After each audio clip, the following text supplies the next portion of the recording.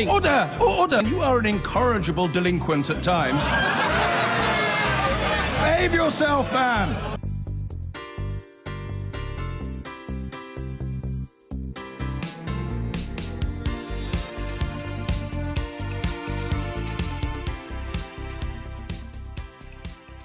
Interest can make sure that no damage is inflicted by the consequences of our leaving the European Union, or, I'm afraid, to be more precise, we can limit that damage so far as possible.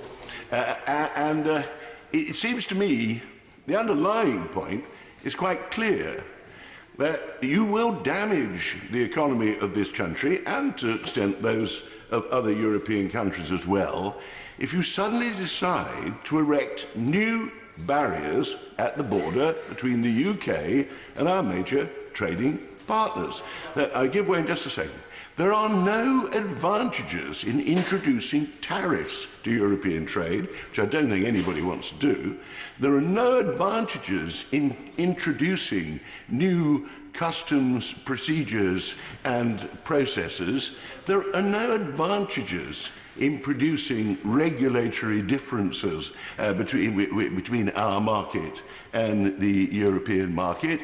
And actually, if you insist on having a new free trade agreement, then it should include, and as far as possible replicate, the arrangements that the customs union and the single market gives us now. Yeah. And if any hardline Eurosceptic wishes to get up and say why it is positively in the British interest to have new customs procedures, that we want more lorry parks at Dover, that we wish to delay the lorries carrying goods one way or another, I hesitate to hear it. I'll turn in a moment to the main, as far as I'm aware, the only argument that most of them ever give for leaving the customs union. I'm very grateful to the Father of the House for giving way, and he has served in this House for, I think, if I'm not incorrect, 48 years, and served in a number of governments. He will know this government has been advised by its own officials that to leave the single market and the customs union will make this country poorer. Can, in all his time in this House, he think of a government that has knowingly taken a decision of this gravity which will make the country poorer? Can he think of any example of any government he has seen where they have done that? Not deliberately, accidentally, several times.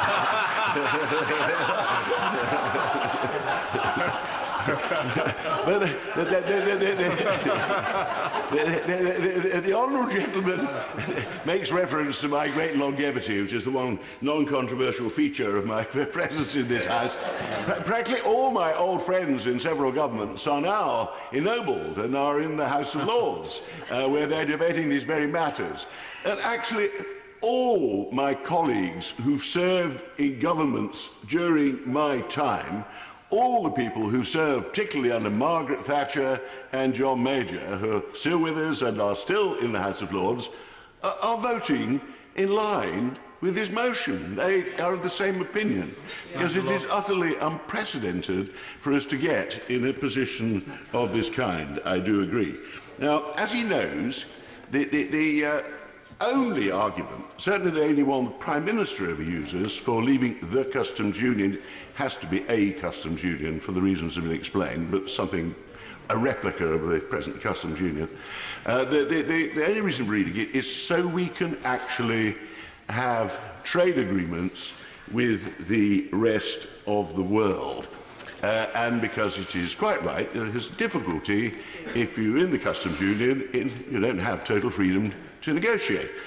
You have a common tariff barrier round the customs union, and one member cannot punch holes through it and start saying, but we're actually letting in goods on different arrangements from various markets. Once you start doing that, then you've got to stop it just seeping through, although a great deal of work is being done at the moment, as I understand it, if I follow the leaks in the newspapers and some of my contacts with those involved, on trying to find some way that can somehow achieve something like that which is acceptable. So we'll see how they go.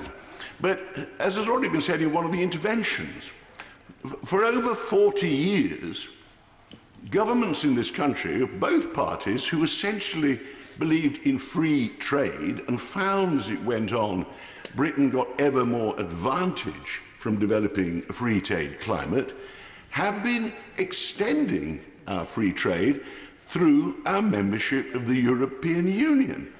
Firstly, turning the common market, the customs union, adding to it the single market and removing all the regulatory barriers, and then by encouraging EU agreements with an ever-increasing number of countries which reduced barriers yet further in all these markets of the world, whereas the Honourable Member for Wokingham said we're actually helped us make progress in the rest of the world as well. Not only have we participated in that, in my opinion, British governments have been the most influential and leading advocates of that approach to things inside the European Union. It is not true that we've been an isolated, powerless member, ignored and penalised by the others. On issues of the economy, on liberal economic policy, on trading policy, I think the United Kingdom has been the leading and influential member in Europe. I think that's probably as true under the Blair government as it was under the Thatcher and Major government. We were responsible for the single market. Yes. We, include all the way up to the Cameron coalition government, were in the lead in Europe in pressing for the EU agreements to be extended to other countries. And I don't remember, actually, that even Eurosceptics have ever bothered to raise much objection to that policy. I've never heard, didn't in the referendum, ever hear any Brexiteer, including the ones I debated with, say what we want is more protectionism. What we want is to withdraw from all this. Dan Hannam, one of the most articulate advocates of the Eurosceptic cause, whom I debated twice in town hall settings during the referendum, I always got the impression he was in favour of the single market, because again it's important to stress, it is possible to leave the European Union and to stay in the single market and the customs union if you want. There's no constitutional legal barrier to that. I think the Commission have made it plain. This could be on offer. But if we're not going to do that, for reasons I don't understand, then we've got to replicate it pretty well. But let me go back, after giving way, to the question of trade relations with other countries, non-EU countries. I'm grateful for him giving way. On a recent visit to Norway with the Base Select Committee, the lead negotiator for Norway with the EU explained that outside the customs union, Norway is in a permanent state of negotiation with the EU regarding trade and customs. He said sometimes they win, and then a couple of years later they'll lose that same concession in a future negotiation. Isn't this exactly the status quo and the status that businesses come here to Britain to avoid? Well, I quite agree, and I shall make that point again. But the Norwegians have got a second-best solution by a good long way. And, of course, it was a tragedy when the Norwegian government, in my time when I was Chancellor, we were engaged in negotiating with the Norwegian and other would-be new members for full membership of the European Union, which the entire Norwegian political class, left and right, on the whole supported, rather as here at the referendum, every significant political party in the country was in favour of remaining, with the sole exception of UKIP, of course, and the DUP. But the Norwegians did come out with not a bad compromise, but a far less satisfactory compromise than we're starting from when we negotiate now. But let me just make a little progress and to finish dealing with this point, because I've really got to be shorter, I think, and I may have already had about 10 minutes. With great respect to my close ally and friend, the theory is propounded to the British people that we have somehow nothing to do with these EU trading arrangements. Somehow, when trade deals are done, grey men in the European Commission secretly impose upon us all sorts of restrictive terms. Indeed, the right-wing press give the impression to all their readers that that's what we're facing now, that Jean-Claude Juncker and Michel Barnier are somehow plotting against us, and the whole thing's being done by unaccountable bureaucrats who are trying to take revenge on us, and that the trouble with our EU trade deals is we have no say, it goes mechanically. This is complete rubbish. It's rubbish that's been propounded for the last 30 or 40 years. The Commission does have some roles which our civil service don't have, but it actually basically can only negotiate with the approval of each and every government of the member states. It only negotiates within a mandate which the states have agreed. And in my own ministerial experience, the bigger countries, particularly Britain, on subjects like trade and economic affairs, have a huge influence on what is being negotiated. My last job in the Cameron government, when I was in the Cabinet Office without portfolio, I was actually asked by David Cameron to lead for us on the UK-US, the EU-US TTIP deal. And I was in Brussels at times, I can't say I played a key role, but the whole point was that the British were keen advocates of that, along with Germans, Italians, French. We were all close to what was going on, seeking to find out whether in any way, where it was going, whether in any way it could push it. And no deal has ever been done by the EU with any other country which anybody's ever objected to in the United Kingdom. No British government's ever protested about an EU deal with South Korea, which is one of the better ones we've achieved recently. There's nobody ever told me that they're against it. I really don't think I must, because I saw the Speaker will get extremely annoyed with him. I must come to a quick conclusion. And I wanted to touch on Ireland. I do apologise. But otherwise we've got to get people in. And it is an utterly ludicrous idea that somehow it would be better if we do it on our own. The countries always cited are the United States, Australia and New Zealand.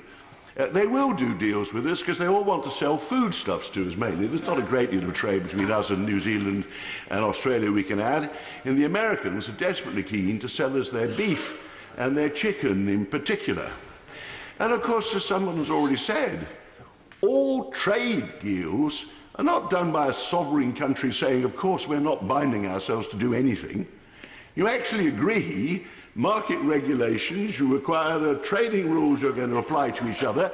You set up, you don't say it's all going to be decided by the British courts. You have an international arbitration agreement to which businesses as well as countries can go when one side starts breaking its treaty obligation. And the Americans say, well, give up these European food safety and environmental regulations. We'll trade with you on ours. Chlorinated chicken, hormone-treated beef, genetically modified crops. You do a deal and let those in. Actually, I personally am not convinced they're all such health hazards as most people in this country believe. But if you let them in, then you've got whole new barriers with Europe where they won't let that just go straight through onto the rest of Europe, and we will probably lose a large part of our market, our biggest market, the food and agricultural products in Europe. And one final thing on international trade, where the debate's unrealistic. WTO rules have suddenly been elevated to some mystic world order, which means that our new trade agreements will be kind of much better. Well, I wish that were true.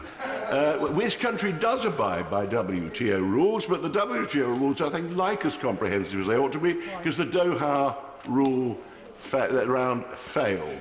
The Americans don't take any notice of the WTO. The Americans and the Chinese are about to start a trade war.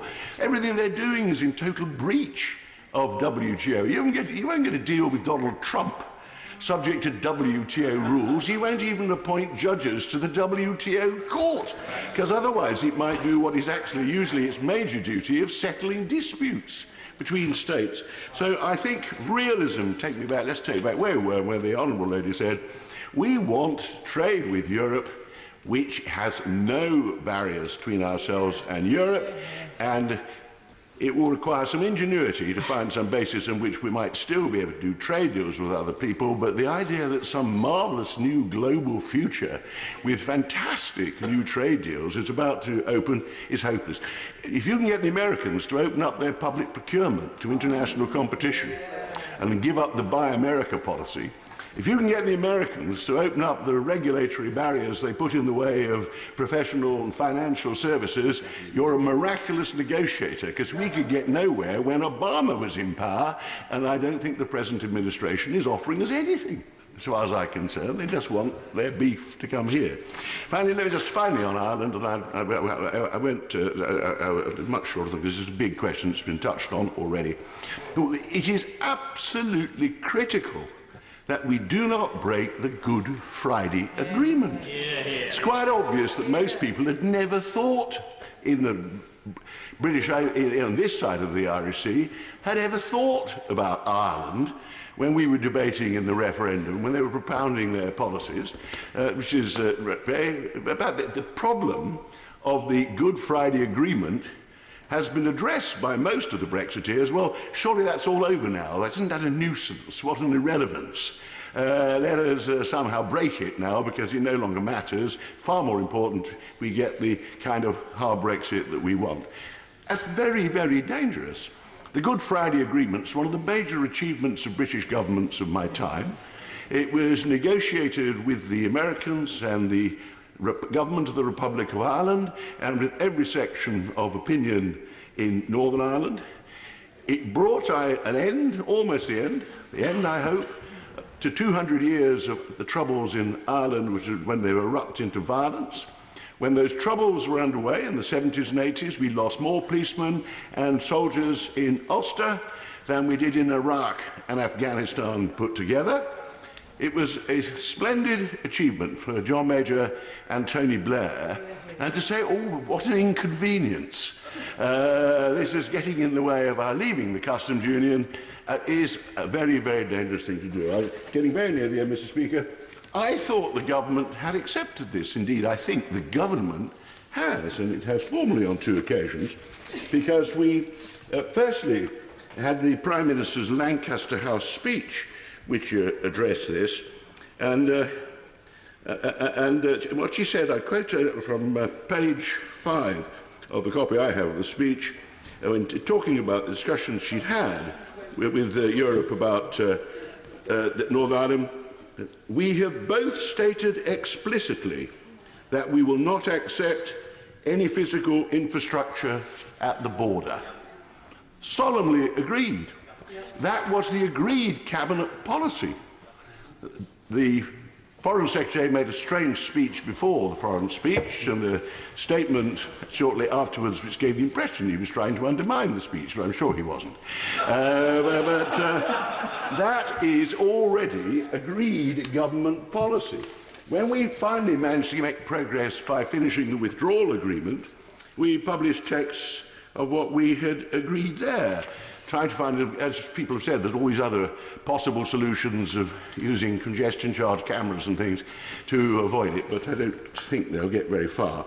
What we agreed, we've committed ourselves already on this, in the absence of agreed solutions, the United Kingdom will maintain full alignment with those rules of the internal market and the customs union which flow or in the future support North-South cooperation, which I think means pretty well full regulatory convergence in order to achieve it. And if we achieve, and we must retain, the Chief Constable Ulster, I think, as someone's already mentioned, joins in saying we can't have infrastructure and a new hard border, it would outrage nationalist as well as Republican opinion in the whole of the island and take us right back to all the problems we were. Symbolism is hugely important in the politics of Ireland and always has been, and it would be grossly irresponsible to put a hard border in the middle of the island of Ireland again. We've never been on such good terms as we are now with the governments of the Republic of Ireland for probably the best part, well, ever since the Republic was founded. And if you have those arrangements At the Irish border, the same arrangements, of course, apply to Holyhead, to Dover. That's what I want to see. What we want is no new barriers. What we want is no customs processes. What we want is the necessary level of regulatory convergence. I think, obviously, the easy way to do it is to stay in the customs union and stay in the single market. If not, we need what the Prime Minister describes as a customs procedure, I think she says, which is coming now. But something which looks remarkably like the single market and the customs union. Customs union's today's business. It would do terrible damage to this country if, for strange ideological reasons in the confused aftermath to a misguided referendum, we would take such a foolish step as not to replicate it in any future arrangements we had. Just before I call the honourable lady from Vauxhall, point of order, Mr. Stephen Doughty. I apologise for interrupting this very important debate, which you know I have strong views on. But it's come to my attention in the last few moments that you'll be aware, of course, the Home Secretary endured some very strong questioning this morning on the issue of removal targets, and indeed at the Home Affairs Committee yesterday. The BBC political editor is now reporting that the Home Office, in fact, intends to scrap the internal removal targets.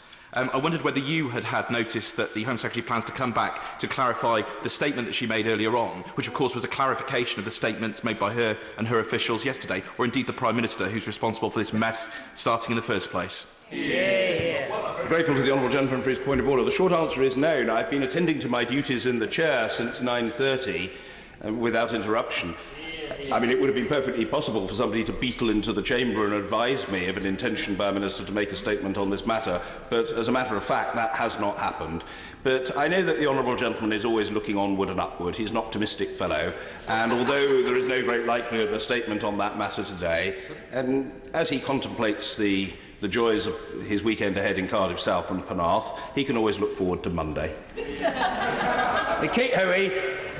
Mr. Speaker, and I will very much think that I will not need to take cognizance of your view that I can have longer than perhaps some of other members later. Following on from my constituent, who I see regularly, I want to congratulate him in his speech. He did say that he agreed with every single word of the mover of this motion. I can probably very carefully say that he will not agree with any single word that I say today. So I want to start by saying that, you know, this isn't, in a sense today, I feel a little bit alone here. I think we've got a very important debate coming up on this issue in a few weeks, where I think there will be a very different tone in this chamber. But I'm going to just say my few words today. I hope that won't stop me being called when it comes to the real debate on this issue. I think, Mr. Speaker, there is no doubt about it, and the honourable member for Rushcliffe, actually in his final sentence where he said that we should be staying in the customs union and we should be staying in the single market, what he really was saying, we should be staying in the EU. And of course there are a lot of people here today who, I am afraid, are using the issue of the customs union as a way of being able to start the process again of trying to stay in the EU. They won't achieve that, but what they are doing, I believe, Mr. Speaker, is actually giving a message to the European Union that they will be loving. They will be loving the fact that they're seeing that division within this Parliament, and that we cannot all unite on actually saying to the European Union that we want to see a proper agreement where we don't need tariffs and we can work with them as we would want to work with the rest of the world. I will give way to and then I'm not going to give away an awful lot. Just on the point of, the Honourable Lady doesn't normally turn every European debate into an allegation that this is just a subtle way of, staying in the EU and defying the referendum. She will recall that in the 8 days on the withdrawal bill so far, no amendment has been tabled trying to stay in the European Union. Nobody has cast a vote in this House to stay in the European Union, and so far only 2 speeches have been made, but many interventions, nobody has got up and started demanding they stay in the European Union. Of course, the private opinion of many, the majority, I think, probably is that we would be better if we stayed in the European Union. We're working on the premise that if we do leave, we must minimise the damage. Thank you. My point, of course, is that if we stayed in the customs union, we would actually be seeing ourselves as a transition to actually going back in again, because staying in a customs union is not taking back control of our trade to start with. I'll go on to that in a moment. What I want to say is that, in a way, I think members who wanted to stay in the single market have lost that argument, because quite clearly the previous Prime Minister was very clear publicly on television and in this House that a vote to leave the European Union would be a vote to leave the single market. And I think the public who voted to leave, and even those who voted to remain, understood that a vote to leave was to give up the treaties of the European Union. And within those treaties, of course, that is where we find the customs union. But I've been in this place long enough now to remember the great and wonderful MP for Eton and Slough, Joan Lester. And I remember reading, and I looked it up again, she was a very principled and doughty champion of the developing world. And I looked up one of her speeches she made back in 1971 in opposing the UK joining the EEC. I can't remember whether the honourable member for Rushcliffe was here in 1971. I know he was here a very long time ago. Yes, and he knows that. He knows the honourable member well. Sadly, now no longer with us. I think it's worth just reading part of that. The political significance, she said, of British entry into Europe will have far-reaching effects upon the Third World, the developing world. Because of the protectionist policies of the EEC, we shall not close the narrow channels between the rich and poor nations, but rather widen them.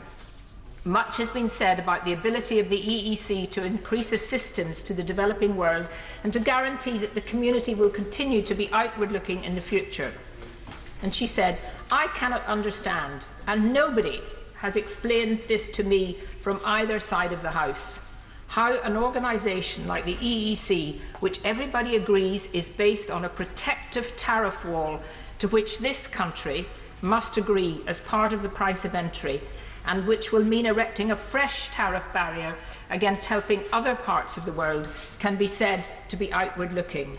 I do not believe, she said, the interests of the EEC are identical with the interests of the smaller, developing and weak nations of the world. And if I could take members back a little bit further, I don't think, really genuinely don't think then, that the honourable member was here back in 1962. And the words of Clement Attlee in this House, where he said, I think that integration with Europe is a step backward. By all means, let us get the greatest possible agreement between the various continents. But I'm afraid that if we join the common market, we shall be joining not an outward-looking organisation, but an inward-looking organisation. And I think all these years later, some things have changed, but we are still looking at an inward-looking organisation in the European Union. And do we really want to be tied to that in terms of our future arrangements? The EU Customs Union is not a progressive policy, and certainly not one that I believe anyone who vaguely calls themselves on the left should desire retaining. And that's probably why there are so few customs unions in the world.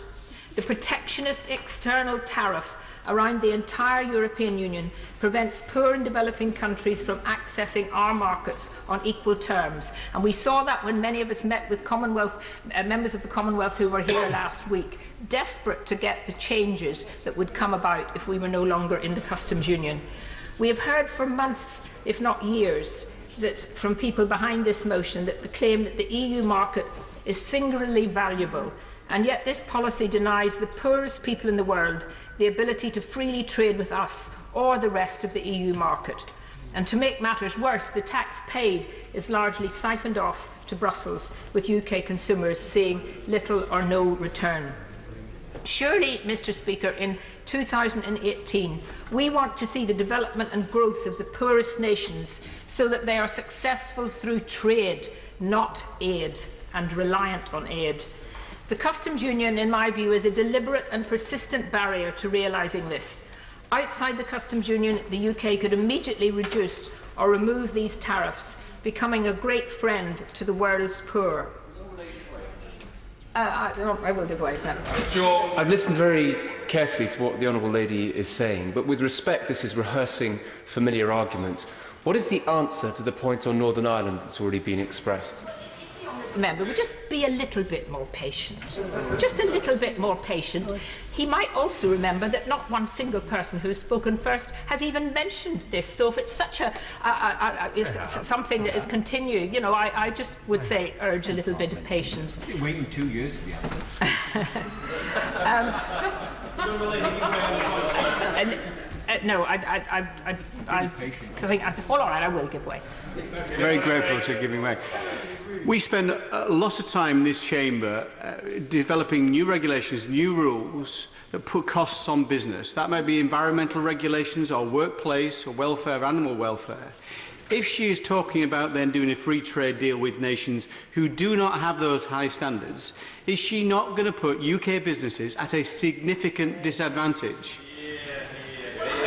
I think, you know, there is an issue there, but that is something that we can solve by negotiation, by discussion. We don't solve it by putting an immediate barrier on those countries who would desperately want to trade with us and get the benefit from trading and not the way that they're stopped at the moment. But I think, you know, the expectation of the public when they voted to leave, or even when they were voting to remain, was that if we voted to leave, we would be regaining our trade policy. And I don't think we can do that other than outside the regressive customs union. I will go on to the set-up about Northern Ireland in a moment, but there are some other points on this which have already been made in different ways about the fact that why should we not want to trade with the rest of the world? Why are we yes, why can we not get our own trade deals, which we can't, which the EU takes so long to get a trade deal. We've seen how long it's taken, and we can do so much better. I want to, no, I will, well, I better give way to one member from my own side. Not very much. Businesses in my own constituency expressed huge concern that when we leave the EU, we will cease to receive the preferential tariffs with 188 countries from outside the EU that we currently enjoy, and they will cease to have the same competitive level playing field with EU countries that they do now, and by the time we've got these free trade agreements, they will have lost their trade. The problem with us staying inside a customs union is that we are then going to be subject to the European Union that we are not members of and their decisions. And let's not forget that there are a lot of businesses in this country who don't trade with the EU at all, but they are bound by all the rules and regulations and all of the paraphernalia that goes with being a member of the EU. And if any kind of customs union, I cannot see that the EU would allow the kind of things that some of my colleagues are actually pushing. But you know, while the EU accounts for 40% of our trade, this is because of the arrangements imposed upon us by our membership of the EU, concentrating trade within this protectionist bloc. And although the proportion of our trade with the rest of the world is rising, the customs union, I believe, does hold us back, and we could be doing so much better. And we don't seem to have much confidence in our own country and in our own businesses. And it's in those businesses who, despite what the EU have insisted, have still managed to export and to trade and to do very well. And we could do so much better if we were outside the customs union. I also... Oh, well, all right.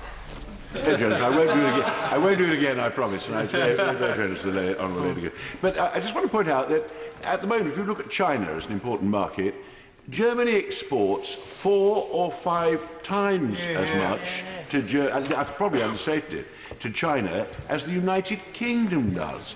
They're not held back in some curious way by being in the EU, nor is the growth of all our trade with the wider world held back in the slightest by the customs union or the single market. I mean, the honourable member has said this, and other members, and we have to make a lot of changes in this country to ensure that we can actually do much better than we've been doing inside the European Union. But I think being outside the European Union and being outside the customs union, it's almost like a catalyst to ensure that our businesses will have that opportunity and that freedom to actually go and do what they can do better than they're doing at the moment. Those people who pushed during the referendum campaign and even since for the Norway option seem to forget, of course, that Norway is outside the customs union and are doing very well. And in fact, when I went to a conference recently in Norway, the feeling there in Norway is that they actually want to get out of the EEA as well, and they're looking to us to see a successful transition from the European Union, and they will probably be following us. Now, I would like to... No, I won't give way to my honourable friend. I will like to move on to the issue of the border and Northern Ireland. I was one of those people who, during the Tony Blair government, went over and campaigned for a yes vote. I was very, very keen to see what happened happen and pay tribute to all those who made it happen. And there is no doubt about it that there are issues to do with Northern Ireland and the Republic of Ireland. But I do believe that the European Union is actually seizing on divisions on this issue to pursue certain demands which are just not necessary. It's certainly using the Irish border as an issue in terms of the customs union. When we saw the EU officials just recently saying that they'd had a systematic and forensic annihilation of Theresa May's proposals for a loose customs arrangement. In fact, they didn't actually do that. They simply refused to discuss any creative compromise on the issue, and everything they do is to talk down any British proposals, and they're being helped by some people in this Parliament who talk down everything positive that is being said about what might be done. It is being talked down, and it is very, very clear. And I think people need to remember there is already a legal border in Northern Ireland for excise, for alcohol, tobacco, fuel duty, VAT, immigration, visas, vehicles, dangerous goods and security. Indeed, the primary function of the hard border of the past, and people forget this, because they want to forget what happened during those long years of troubles. The reason for hard borders then, the primary function, was as a security border, not a customs border. And today all those border functions are enforced without any physical infrastructure in place. So adding customs declarations and marginally divergent product standards to the long list of functions that the border already implements invisibly does not require huge drastic change in the nature of the border. And even in the most complicated area, that of agriculture, the Director of Animal Health and Welfare at DEFRA has already given evidence to Parliament that the SPS-related risks would not be altered by Brexit from what the authorities are already managing across the border pre-Brexit, and additional infrastructure at the border would not be needed. And there are cameras already at the border, not at the border itself, but further away from the border. There are checks going on all the time. There is intelligence going on all the time. I will give way. And for those businesses on both sides of the border who need to move back and forward every day, there is absolutely no reason why they will have any problem whatsoever. I will give way to my honourable friend. Thank you, Mr. Speaker. I'm very grateful indeed to the honourable lady for allowing me to intervene on her, and I can assure her that I do not forget the appalling years before the signing of the Good Friday Agreement. Would the honourable lady please address the issue? And it is a worrying issue, and that is if there is in any shape or form any harder border than what we have at the moment, that Sinn Féin will exploit that and agitate for a border poll which would jeopardise our constitutional status in terms of Northern Ireland as part of the United Kingdom. I, as a unionist, will not tolerate that, and we need to be careful to address that issue. Well, of course, a border poll is something Sinn Féin would love. but as the Honourable Lady knows, there are regulations laid down about when you can have a border poll. Sorry, not you, Mr. Speaker, but when we can have a border poll, and there has to be a certain ratio of contentment to show that they want it before it will happen.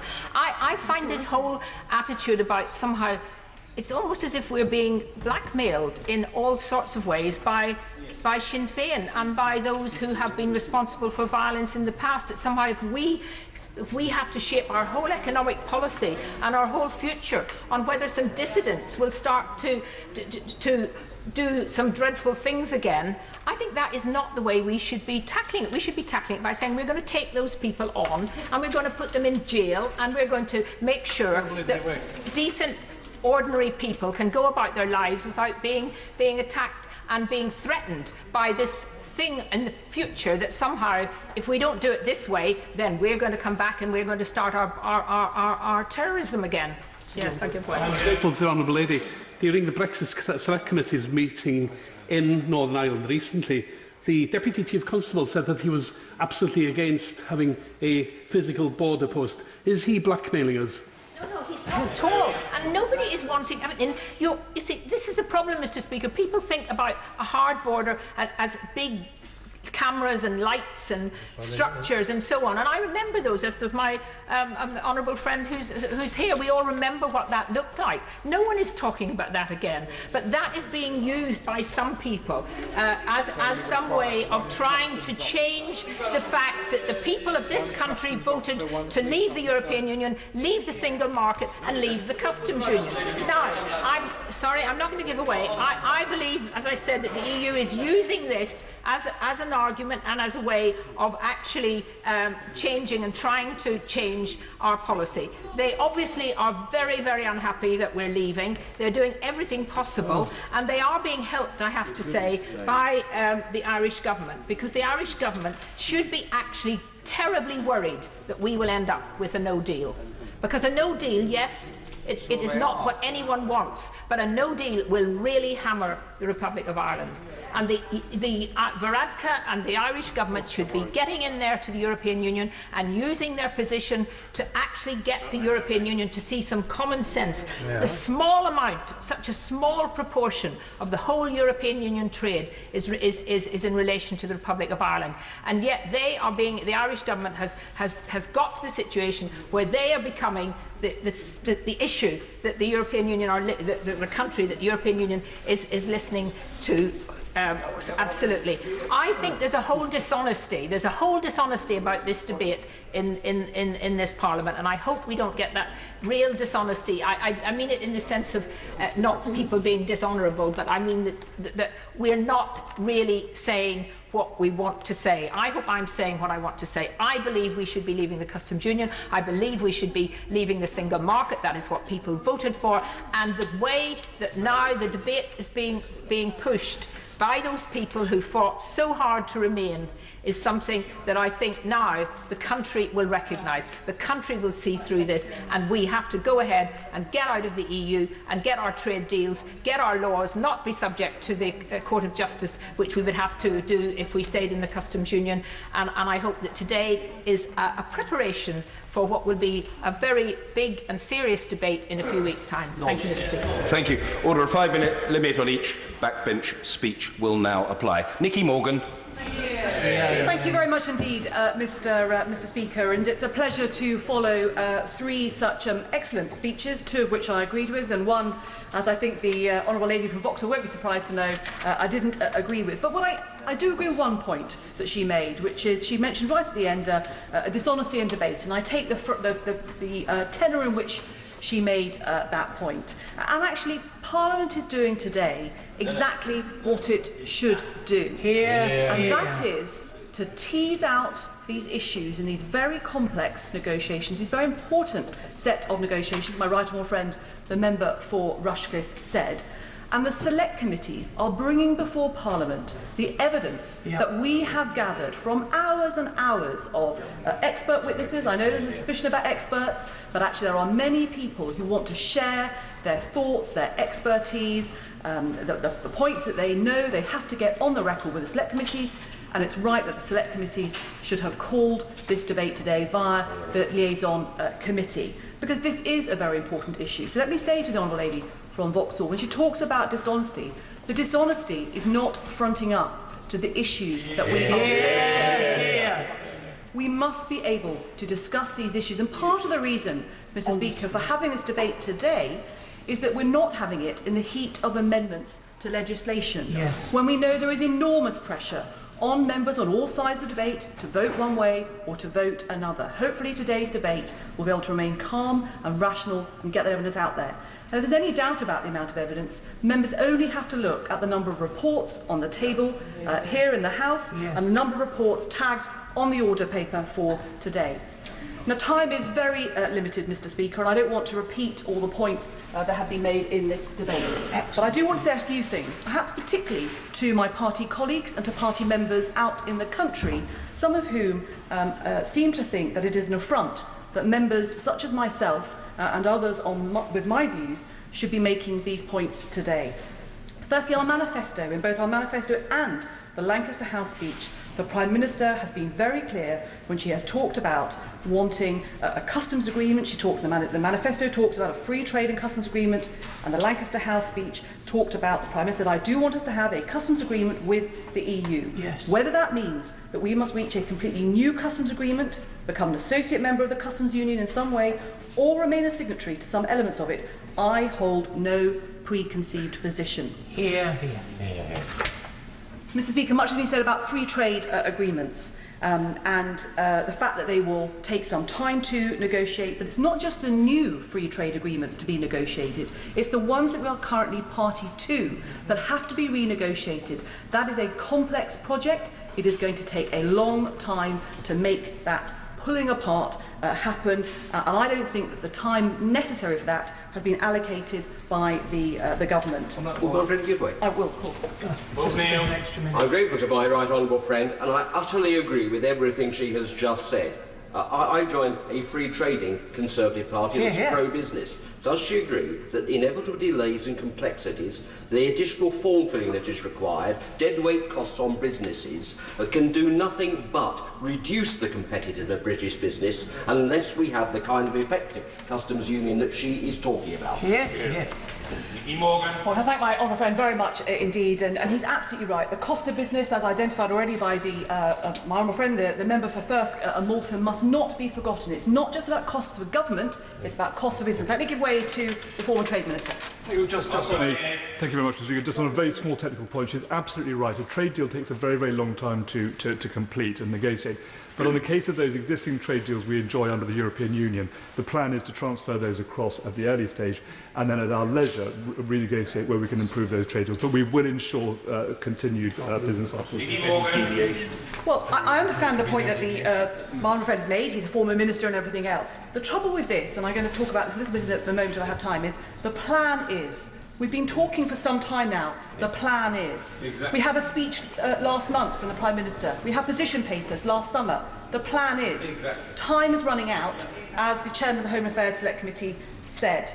The member for Dundee East, who I don't think is here now, but when we travelled to the United States with the Treasury Select Committee, as he said, the US are very clear. Yes, you can have a free trade agreement. It'll be on our terms.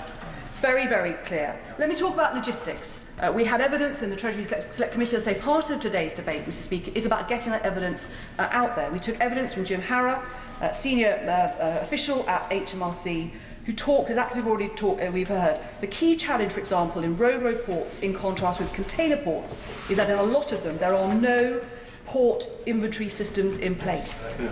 We have less than 12 months to go to March 2019. Not that much longer to December 2020. There are no port inventory systems in place.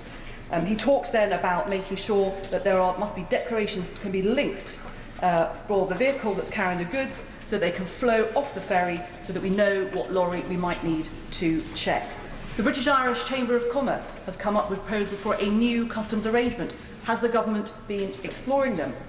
Much mention has been made of Northern Ireland. For me, Mr. Speaker, this is a critical issue. I had the pleasure in the 2010-2015 Parliament of being a Treasury Minister, and I was the Duties Minister, and I visited the Northern Ireland border. Now, honourable members will know far more about it than I do, but it's over 300 miles long, it is incredibly porous, and had it not been for the policemen that I was with, I would not have known which side of the border I was on. It was impossible to tell. How on earth is such a border going to be policed realistically? And it's not just about the economy, it's about the political and cultural sensitivities of that border. We've already heard about the conclusion from the Northern Ireland Select Committee about the aspirational aspects of the technology that might be needed. But, Mr. Speaker, this is a debate today of the government's own making. Because we heard time is running out. Yes. And silence on these very important issues is no longer an option. It is completely right that Parliament, members of Parliament, select committees should ask questions about these issues. What are the government's plans? How are things going to work? We have to listen not just to those in the country, but of course individuals and businesses in our constituencies. The Treasury Select Committee and the International Trade Select Committee had a joint evidence session this week. Professor Patrick Minford, who many members on my side of the benches will say somebody we should listen to, said very clearly, when asked about the free trade agreements and the free trade policy we are apparently going to pursue, he said, "We don't have any precedents for this." Yes. This country is being asked to experiment at other people's pleasure with a free trade policy where we do not know what the costs will be for constituents and businesses in this country. And I say to my party, if we undermine and ignore the evidence of a peace in Northern Ireland and we undermine the business and financial security of this people in this country, we will not be forgiven for a generation. Zima Malhotra. Thank you, Mr. Speaker, and I'm glad to be able to speak in this debate secured by the right honourable members for Normanton, Pontefract and Castleford and Loughborough and other chairs of select committees. There have been a number of issues raised, and in interest of the time available, I don't propose to go over them now, including the issues of no new barriers, the wider issues of regulatory convergence, the need to continue our ease of trade, and the issue of the dream of independent free trade agreements closing or even closing the gap of what we will lose as a result of leaving the European Union and leaving the single market and the customs union. But I want to raise a few of the wider economic issues that have not so far been addressed in this debate. The predecessor to the EU customs union first came into being about 65 years ago with a treaty establishing the European Steel and Coal Community. Some seem to think that this makes it an anachronism, and the argument goes that the UK is also now mainly a services economy, so an agreement that eases trade in goods is no longer as relevant as one that eases trade in services. But putting aside that goods remain around half of UK exports and so are still important and essential in their own right, the argument fails to grapple the complexity of the modern economy and that any stark dividing line between goods and services is false. Being in the customs union has relevance for services as well as goods. The UK economy is bound up in a complex network of EU supply chains for producing intricate products such as cars and pharmaceuticals.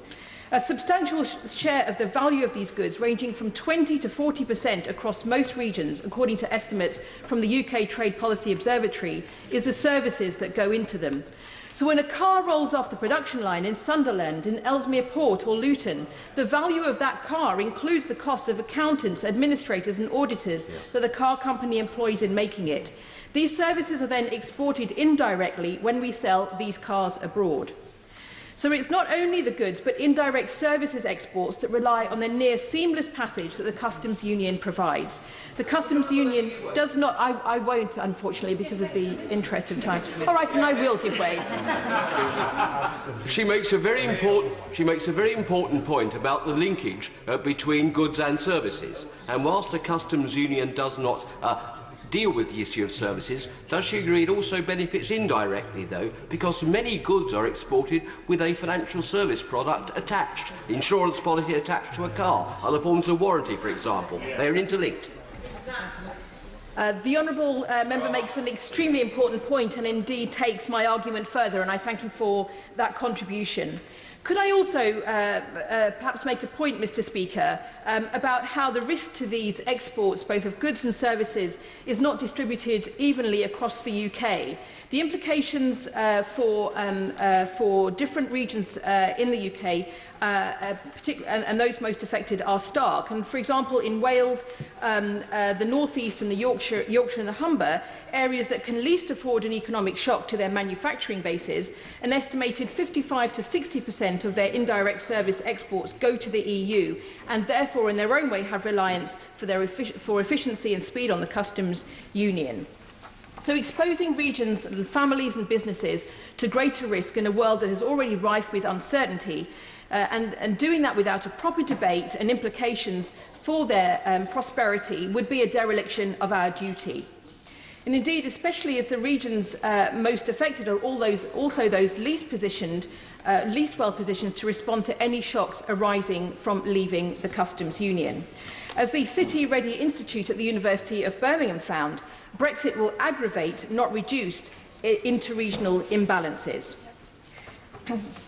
Now, Mr. Speaker, their research also finds that the regions most exposed to Brexit are not Remain voting London and Scotland. And this risks further damage, because what do we have to look forward to mitigate these effects? By the government's own analysis, at best, whatever model we take in terms of leaving the European Union, there will be between 2% and 5% less growth over the next 15 years. That means, Mr. Speaker, lower wages than would otherwise have been the case, lower tax receipts, and therefore less in our public purse to redistribute resources to the very areas that expressed discontent in the referendum, and indeed to go into our public services. Now, Mr. Speaker, this issue is not just about economic divides, and perhaps I can come to my closing remarks with a few comments about Northern Ireland. It is clear to most, and I suspect even to the government now, that there is no technological solution to achieving no hard border without infrastructure. The Smart Border 2.0 report, often cited as an option, has rightly been acknowledged in this House by the government as insufficient. And perhaps I could also quote from our Select Committee report, from the Select Committee that is for exiting the European Union. We remain of the view that we cannot see how it will be possible to maintain an open border with no checks and no infrastructure if the UK leaves the customs union and the single market. Mr. Speaker, I support this motion before the House today because the customs union is vital to ensure that the complex supply chains within our economy continue to function effectively. This is also an argument based not on politics and ideology, but on academic research and on evidence. Mr. Speaker, anyone with a genuine interest in greater equity in the distribution of economic gains in our country cannot take these warnings lightly. And for Ireland, supporting membership of the customs union is also about accepting reality that without it, that a border in Northern Ireland is eventually inevitable.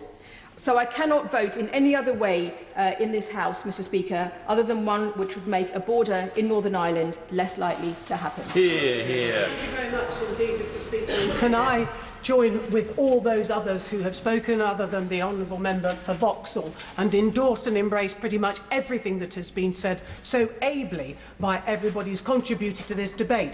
And what's happening, of course, is it's not just, as my right honourable member for Loughborough said, it's not about just a simple case of us having a debate, of course, that we should have had some time ago in order to assist the government in this extremely difficult process. This is actually the debate that we should have had in the run-up to the EU referendum. Now, I don't know whether the good people of Vauxhall actually did sit and discuss the intricacies of the customs union and the single market. Perhaps they did. That might explain why, of course, they voted to remain within the European Union. Because what we are seeing, and I'm sorry, I'm repeating myself, I've said it before, but we are seeing the dawning of a Brexit reality.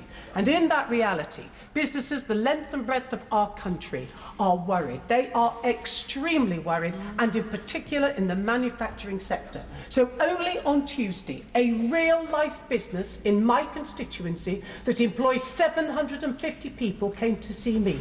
Such is the atmosphere in this country They have not allowed me to tell you their name because they are frightened of the sort of abuse that many honourable and right honourable members on these benches have received, and we've now simply become accustomed to them. And we will not give up, and we will speak out, because it's not about us, it's about our generations to come, and indeed the people in our constituents who now in the real world face the real possibility of losing their jobs, Mr. Speaker. So what did this company tell me? They make a world-leading medicine. I'm enormously proud to have them in the borough of Broxtowe.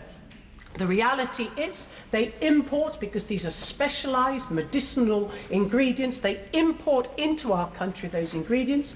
In Broxtowe, in Nottingham, they put them all together and they make this world-leading medicine. And 60% of their exports go directly into the European Union. Tariffs doesn't concern them so much. It concerns the car industry, where margins are so tight that any imposition of a tariff simply will see those great car manufacturers who employ 425,000 people, people that I'm afraid the Honourable Lady for Vauxhall almost casts to one side. Tariffs will affect them, and they will simply move their production and new lines to the existing facilities that they have in countries like France and Germany and other places. But returning to the pharmaceutical company that came to see me, any delay at all in the of those basic ingredients will have a considerable effect on their ability to produce. Time costs them money.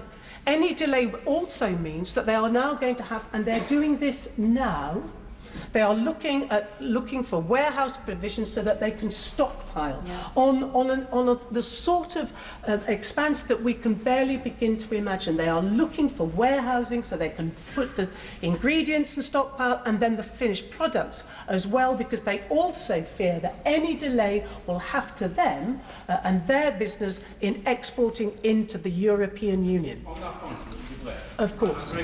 As a member of the Beige Select Committee, we met with the pharmaceutical companies, and one thing they told us, which was quite stark, is that research and development is done in this country, manufactured in the Republic of Ireland, then it's transferred back to the UK to go to mainland Europe, paying tariffs maybe half a dozen times, adding costs to our NHS. He speaks with authority because he knows the reality. And of course he will also know for pharmaceuticals that batches must be checked to make sure that the quality is right and that the ingredients are right.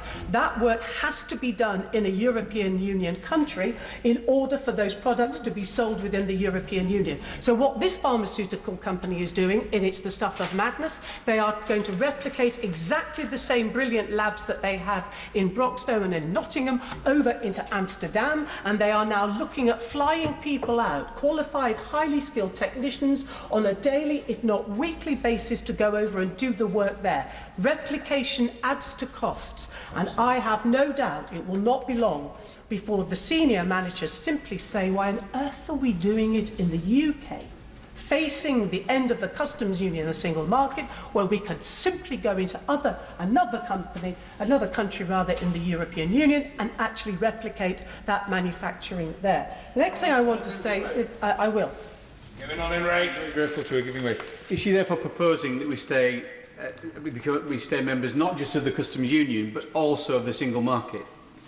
I absolutely am.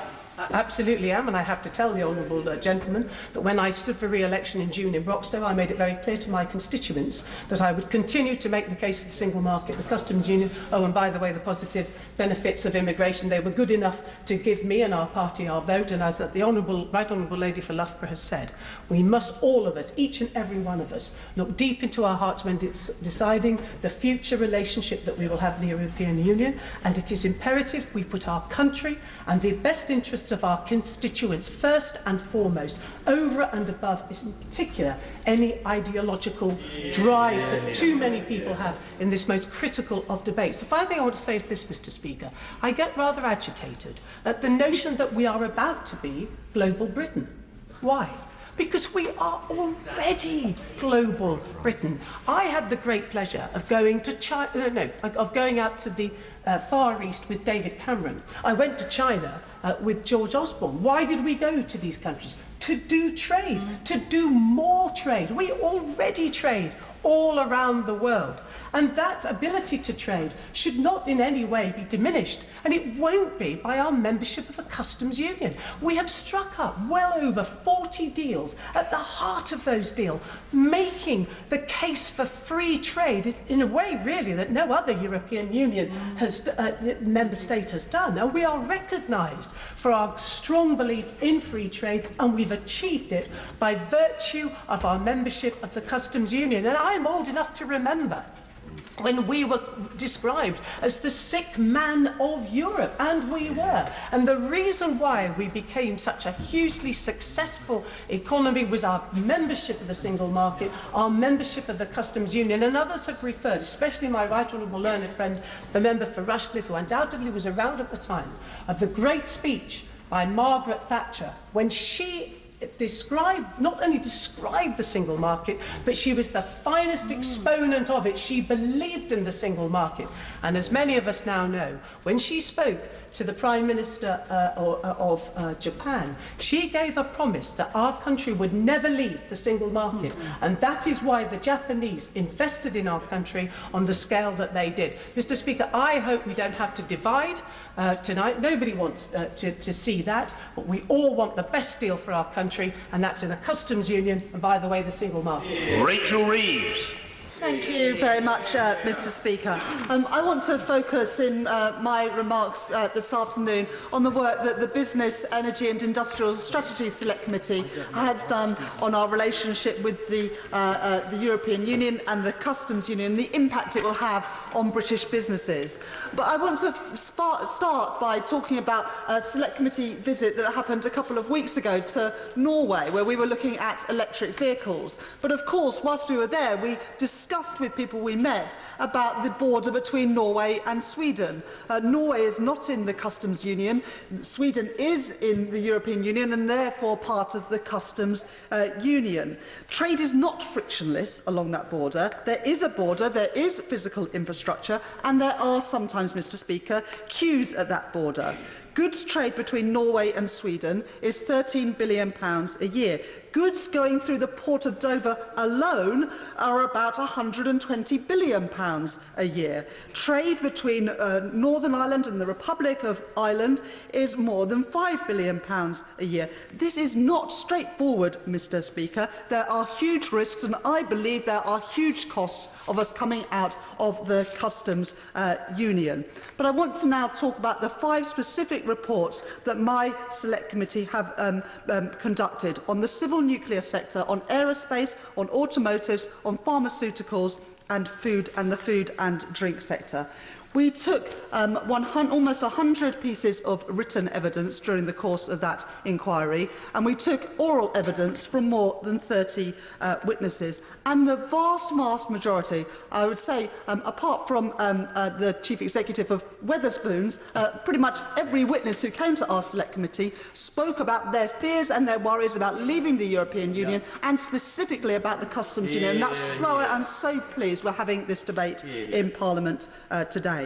We heard time and time again, Mr. Speaker, that any border delays would undermine just-in-time delivery systems, force companies to expand massively warehousing facilities at significant cost, as the Honourable Lady, the member for Broxtowe, has so eloquently put earlier this afternoon, and put at risk time-sensitive imports and exports, particularly of food, of medical and radioisotopes, and of many pharmaceutical products. I will give way to my honourable friend. I'm very grateful to my honourable friend for giving way. An issue where a similar finding was found by members of the International Trade Select Committee in Canada and the US, where we visited the border and saw very, very long delays with friendly countries, and the idea of transposing that to Northern Ireland would be a nightmare, together with all the rifles on the shoulders of border guards and so on. Rachel Reeves.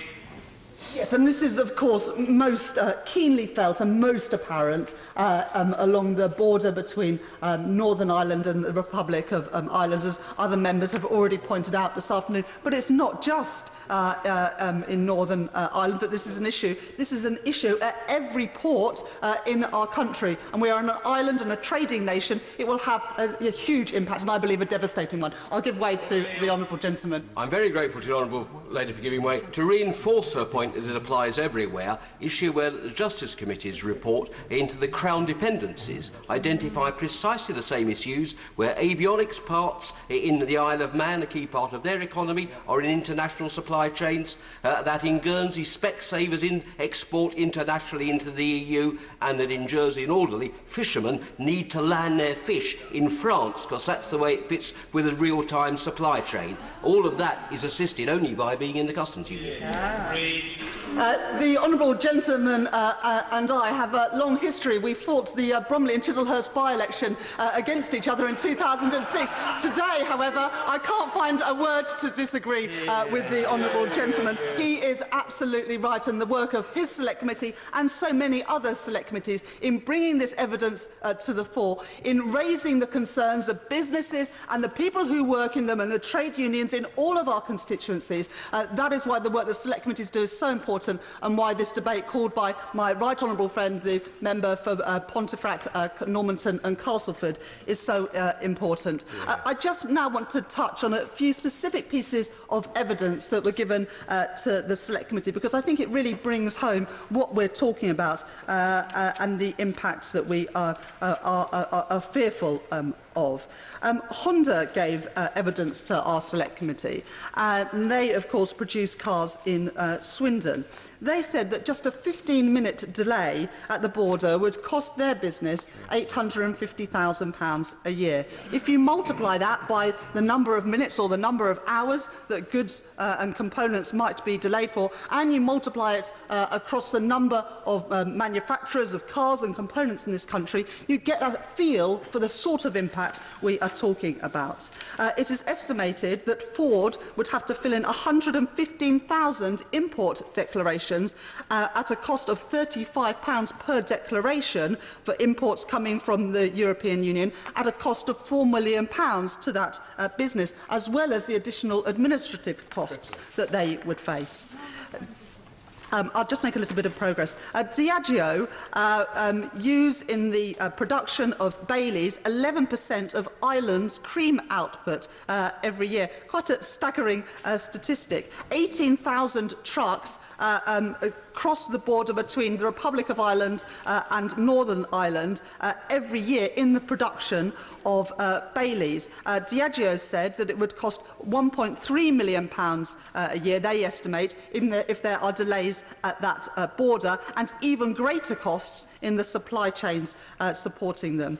They went on to say that even small hold-ups to the process would really be a huge problem. Both Nestlé and Honda, in evidence to us, said that you produce for the market that you are supplying in. So even if we did secure free trade agreements with Asian and American countries and others, it does not seem to me that you would see a huge increase in jobs and investment here, at least in the sectors that we looked at. Ferrero Rocher told us that 5,000 trucks a year go between the UK and the rest of the European Union, and they talked about costly delays and on the effect of freshness on their goods. Leaving the customs union, businesses told us, was about damage limitation rather than about seeing and forging new opportunities ahead. Businesses went on to say that border delays would be very expensive.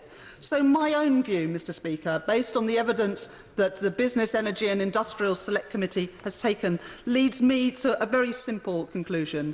We need to remain in a customs union to retain the benefits of frictionless trade that we enjoy today for the good of jobs and investment in our country. Orman.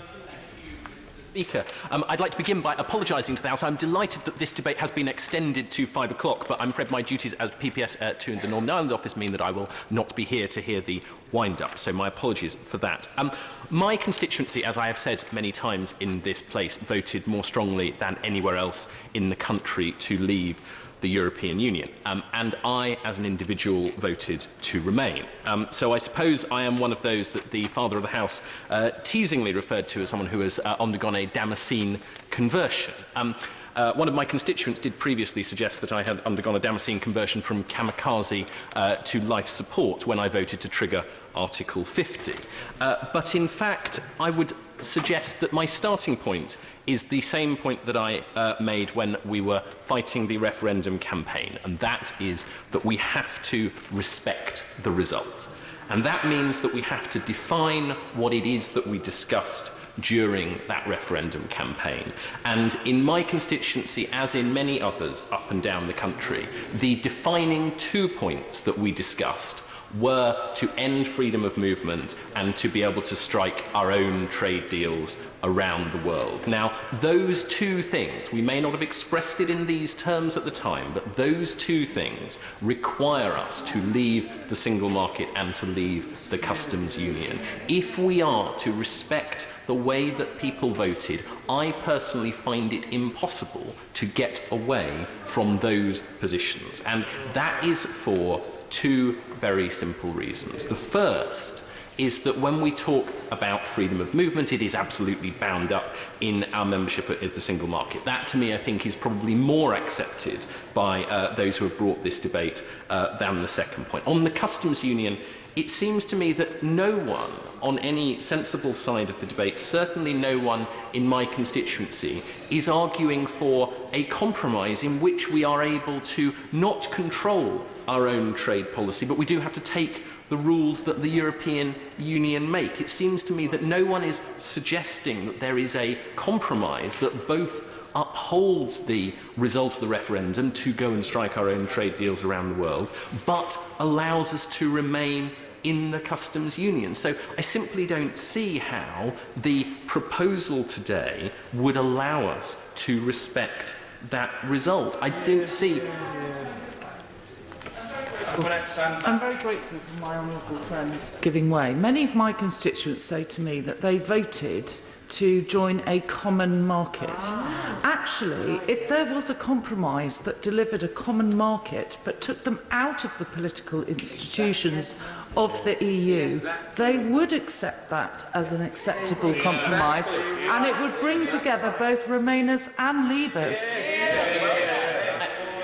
I would like to agree with the Honourable Lady in the sense that if the European Union were to offer a remain in the customs union, remain in the single market, but you don't have to have freedom of movement and you do have the ability to go and strike your own trade deals, then I think a lot of us would think that that was a very attractive move. But that would make it more a better EU deal to be outside the EU than to be in it. So I simply do not see how it is a sustainable, coherent position to think that the European Union would offer us that sort of compromise. So we have to live, as has been said so often on the other side, we have to live in the real world. And that real world, it seems to me, requires us to say people did not vote for the ECJ to continue to have its rulings to be valid in this country when we play no part in that organisation. People didn't vote for us to have no remedies on our own trade policy. What people voted for,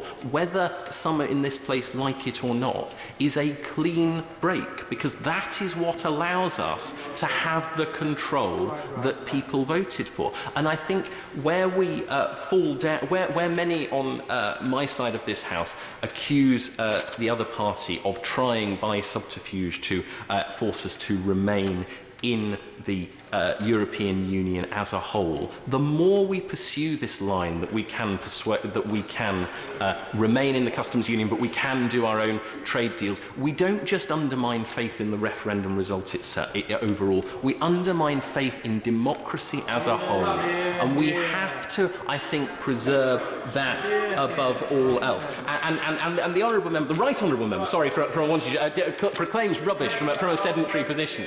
And I think he knows me well enough to know that I am not an ideological hard Brexiteer by any means. But I think what we would all have to accept is we should surely be ideological about preserving the primacy of democracy. If we are not in this place all Democrats, then we have a real problem. I give way to the Honourable Lady from Broxton, who... Order. Just before the Right Honourable Lady intervenes, can I just make the point that if people keep intervening, they're entitled to do so, but if people keep intervening, and particularly people who've already spoken keep intervening, they're doing so knowing that they're stopping other colleagues speaking. Let's be clear. Does the Right Honourable Lady still wish to intervene? No. Matt Warman. I was about to say the Honourable Lady is talked of frequently in my constituency, and I say that because I know that she does not seek to undermine democracy. I know that she, of all people, is a Democrat. But the impression that is given outside this place is too often that people do not trust the result and that they do not trust people out there in this country to have made a decision. And I think the challenge is, I won't, because I'll upset the Speaker, who's already been very kind. And so I would say gently, we have, if we are to respect the result of the referendum, to ensure that we do not become a silent partner in EU trade deals. We have to ensure that we do not become simply a rule taker. We have to ensure that all of those debates that were gone through in the referendum are upheld and are defended. And I would say gently to my own colleagues, democracy must come first. Firstly, I would say, as an introduction, the two great problems which have plagued governments in this place for over 200 years, the Irish question and the European question, it does take a government of some genius to bring those two questions down upon their heads simultaneously. I have been waiting a long time to say that. I just welcome this opportunity to confirm that my party's policy is and always has been to stay in the customs union. We are a pro-European party, not blindly so because we have long-standing criticisms of the European Union, but we have always been in favour of cooperating with people who share our views and our values. But that is all for a wider debate. Today I just want to concentrate my remarks on the relationship with Ireland. On that point, I will give way once. I'm very grateful to him for giving away. Would he agree with me that generations to come may well look back at this moment and will find it utterly incomprehensible that we could even have been considering sacrificing the Good Friday Agreement on the altar of this ideologically driven Brexit, that 5 Northern Ireland secretaries have said that a hard border threatens the very existence of that Good Friday Agreement? Does he agree that that would just be unforgivably reckless and careless? Well, I did mention in an earlier intervention that with the Select Committee I had been to South Armagh recently. I could not scarcely spot the difference between the north and the south. The only difference being actually that the tarmac was slightly different, with the better tarmac being on the southern side. That is a light point, but it does make the point that the Good Friday Agreement has brought peace almost entirely to the island of Ireland, and we gamble with that at our peril, and we will not be forgiven if it is lost. That is certainly the point that is made by my Irish friends. I should declare an interest if I want to visit an easygoing, entertaining European capital. Dublin is a good deal closer to me than Cardiff or London, for that matter. And my Irish friends tell me how much they value that link, and that's what I really want to talk about now. I have been cautioned by the DUP colleagues not to embroil myself in their domestic matters, but this is particularly relevant to North Wales and my Arfon constituency. There is an east-west element to the question of the border, as well as the north-south element between Northern Ireland and the Republic. Now, that gets the attention, certainly, but the trade between the UK and Ireland, and specifically for me, the relationship between Wales and Ireland is hugely important and larger.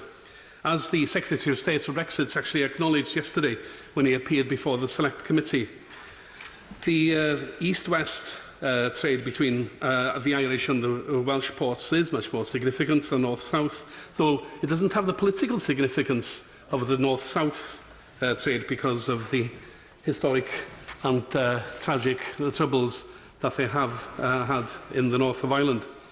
The Secretary of State himself noted that the East-West trade is not only between the Republic and the UK, but also there is a significant trade between Northern Ireland via the Republic into the United Kingdom. It is a complex relationship. We've heard a great deal about the potential problems in Dover, should there be border checks, of the potential tailbacks all the way to London with perishable goods spoiling with the costs to business. And I think the same could be said at a slightly less intense level, possibly for Holyhead. And I know that my honourable friend from Ynys Môn has pushed this matter very hard indeed and is always ready to make the points, and I'm glad to support him here this afternoon. The same points could be made about the link with Fishguard in the southwest of Wales. The lack of attention to the Wales-Ireland link, if I may call it that, is really significant, not only for our local economies in the northwest, but also for the Welsh economy in general, and the problems are quite obvious. In Holyhead, there's absolutely no room in the port, I think, for the sort of expansion that's required to deal with any sort of customs checks. That's just a practical problem. The A55, which crosses North Wales, is not a good road in many ways. It hasn't hard shoulders in many places, no crash barriers. It is actually an Euro route, a designated Euro route between Dublin and Moscow and on to the Urals. There are only 2 roundabouts between Dublin and Moscow, both of which are in North Wales, one in Llanfairpwllgwyngyllgogerychwr and the other in Penmaen Mawr. And indeed, we also have 2 very bad bridges over the Menai Straits. Those sorts of practical problems really do worry me when time is so short. Now, just looking at the preferred options that have been provided to us by both the governments and the European Union, the A, B and C options, the A being a comprehensive deal, the B being a particular deal for Northern Ireland, and C, the rejected backstop of Northern Ireland staying within the customs union. Well, as I said, the UK rejects the C option, and the A comprehensive deal option is very much favoured. The Secretary of State said yesterday that he reckoned there was a 90% chance of achieving a comprehensive deal with the European Union, that is option A.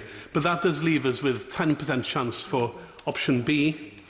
And I do worry that if we have a particular fix for the Northern Ireland problem, we will then have to have a particular fix for customs between the north and the south.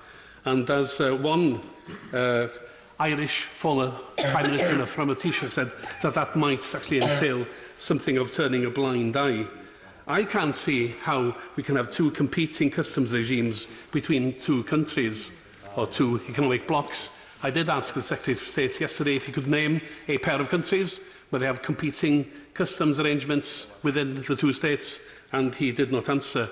Neither could Pascal Lamy when he was before us some time ago.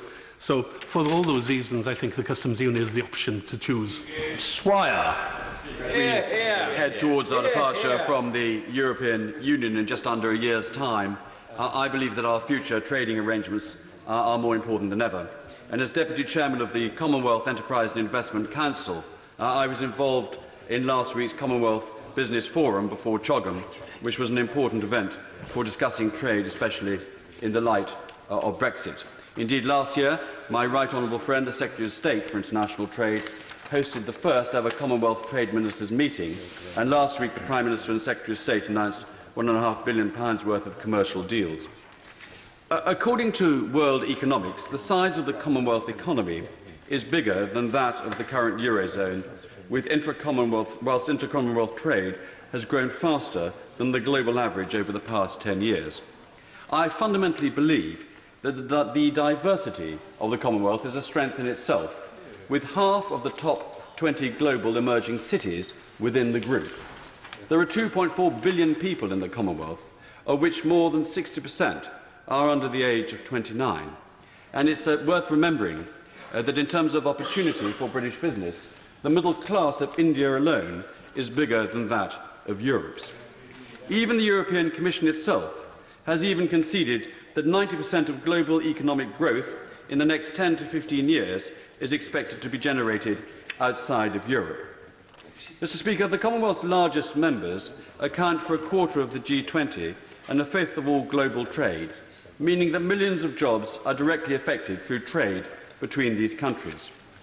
Since the EU referendum, the Foreign and Commonwealth Office, alongside the Department for International Trade, has been building up links with the rest of the world, which is a positive step towards higher levels of economic growth.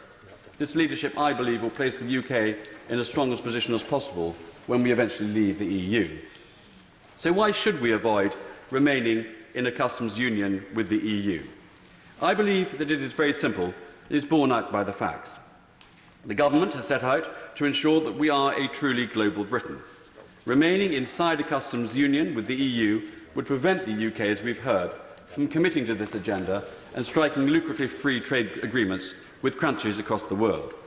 Recent data from the World Bank shows that the EU 27's share of world GDP has fallen from 25% to 18% in the last 10 years alone. I simply cannot understand why some colleagues would prefer to remain within a customs union with a bloc that is actually declining in its share of global trade. And it is in the EU's interest not to impose tariffs and barriers to trade, especially as EU members continue to sell more goods to the UK than we do to them.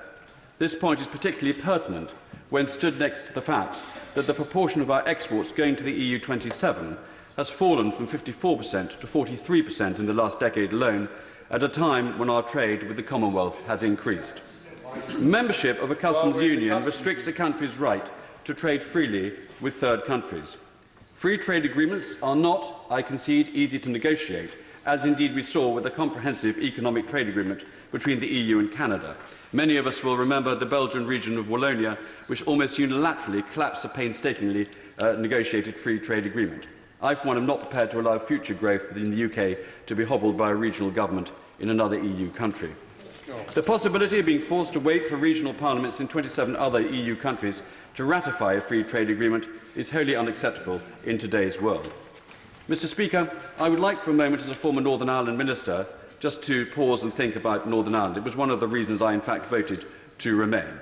And I agree with the Honourable Lady for Vauxhall that we cannot allow the tail to wag the dog. And I very much hope the MFA in Dublin will in future work collaboratively both with the UK Government and the EU to resolve this. We do not want a hard border, and I'm pleased that the Prime Minister has been clear that it would be unacceptable to break up the UK's common market by having a customs and regulatory border down the Irish Sea. We share the same policy goals if they are achieved by different means. Mr. Speaker, the British people voted to leave the European Union on the 23rd of June 2016.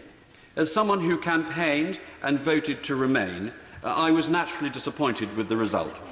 However, it is up to us as representatives to respect and implement the wishes of the public. I do not believe it is feasible or credible that when the British people voted to leave the European Union, they did so in the hope that we would remain within the customs union. And I simply do not buy into the idea that people didn't know what they were voting for. I find that argument incredibly condescending. Ilya. Thank you, Mr. Speaker. Mr. Speaker, I fully associate myself with the remarks made by the Honourable Member for Normanton, Pontefract and Castleford in opening this debate, and the Honourable Member for Rushcliffe. And so I won't repeat those arguments now. But I pick up on what my honourable friends, the member for Leeds West and for Loughborough said, in that we should be having a reasonable and evidence-based debate. We have the privilege of chairing select committees, 4 of us who've spoken so far, and we have that privilege in seeing and hearing from witnesses directly about what is actually happening out there on the ground. And it is right that we have this opportunity to pass this information on again to the government and make sure that we are moving on and having a serious discussion. The last speaker, the honourable gentleman, the member for East Devon, said he spoke about what the public voted for. But if there had been a very clear exposition of the either-or position, we could say that, but it wasn't clear at all. And I think now is the time for clarity. And I want to focus on the very practical issues that are facing this country if we leave the Customs Union. And the Public Accounts Committee, which I have the privilege of chairing, is a cross-party committee made up of 4 parties of this House. Members who voted both Brexit and Remain and whose constituents voted similarly differently. And yet, as a committee, we have produced a series of reports, and 2 of which in particular I want to talk about today, that highlight the practical challenges for this country. So if you take the Customs Declaration Service, which we published a report about, well, testing is only just underway now to replace an outdated system called Chief, to make sure that we will have a customs declaration system fit for purpose. And HMRC estimate that the volume of customs declarations per year could rise by 200 million from 55 million, the 2015 figure, to 255 million. And the number of traders making declarations could increase from 141,000 to 273,000. We'll need border checks of people and goods. We heard a lot from DEFRA on this. We'll see increased costs for business and governments, which other members have touched on. And we'll see enormous delays at the border. I'll give way to the Honourable Gentleman. I thank my honourable friend for giving way. Has our committee looked at the cost or the numbers of officials we'll need at the border after Brexit? The Honourable Gentleman raises an important point, and in another report on Brexit and the border, which we looked at in December last year, and I should say we've looked at, it's not like they're static. We keep and we work closely with sister committees, and particularly the Treasury Select Committee and I are doing some joint work on the costs of Brexit at the moment. We need to look very much at that wider cost of about what departments are having to do in order to implement these new systems, employ their new staff.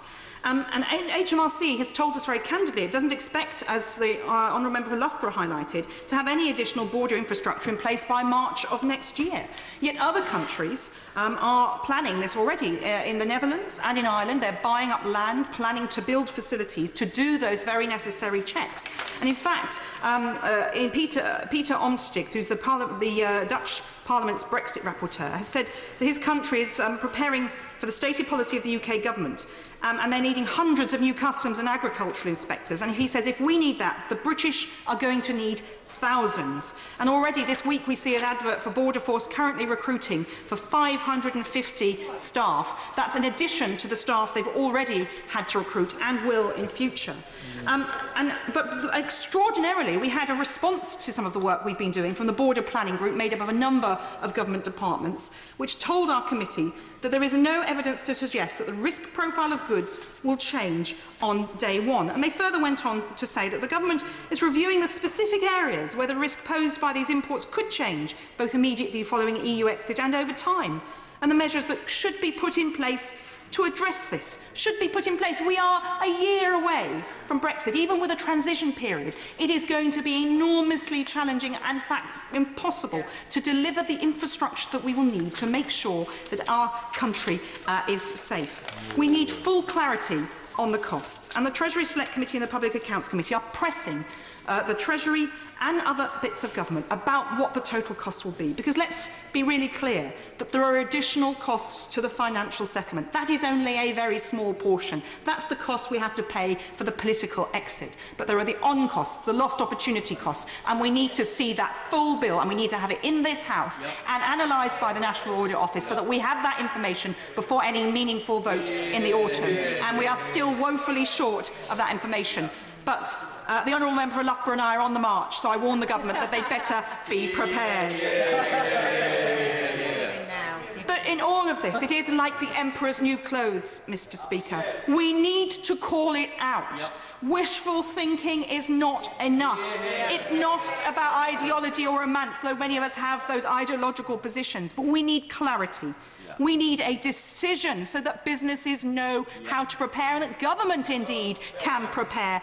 And we need a customs union. We need the customs union.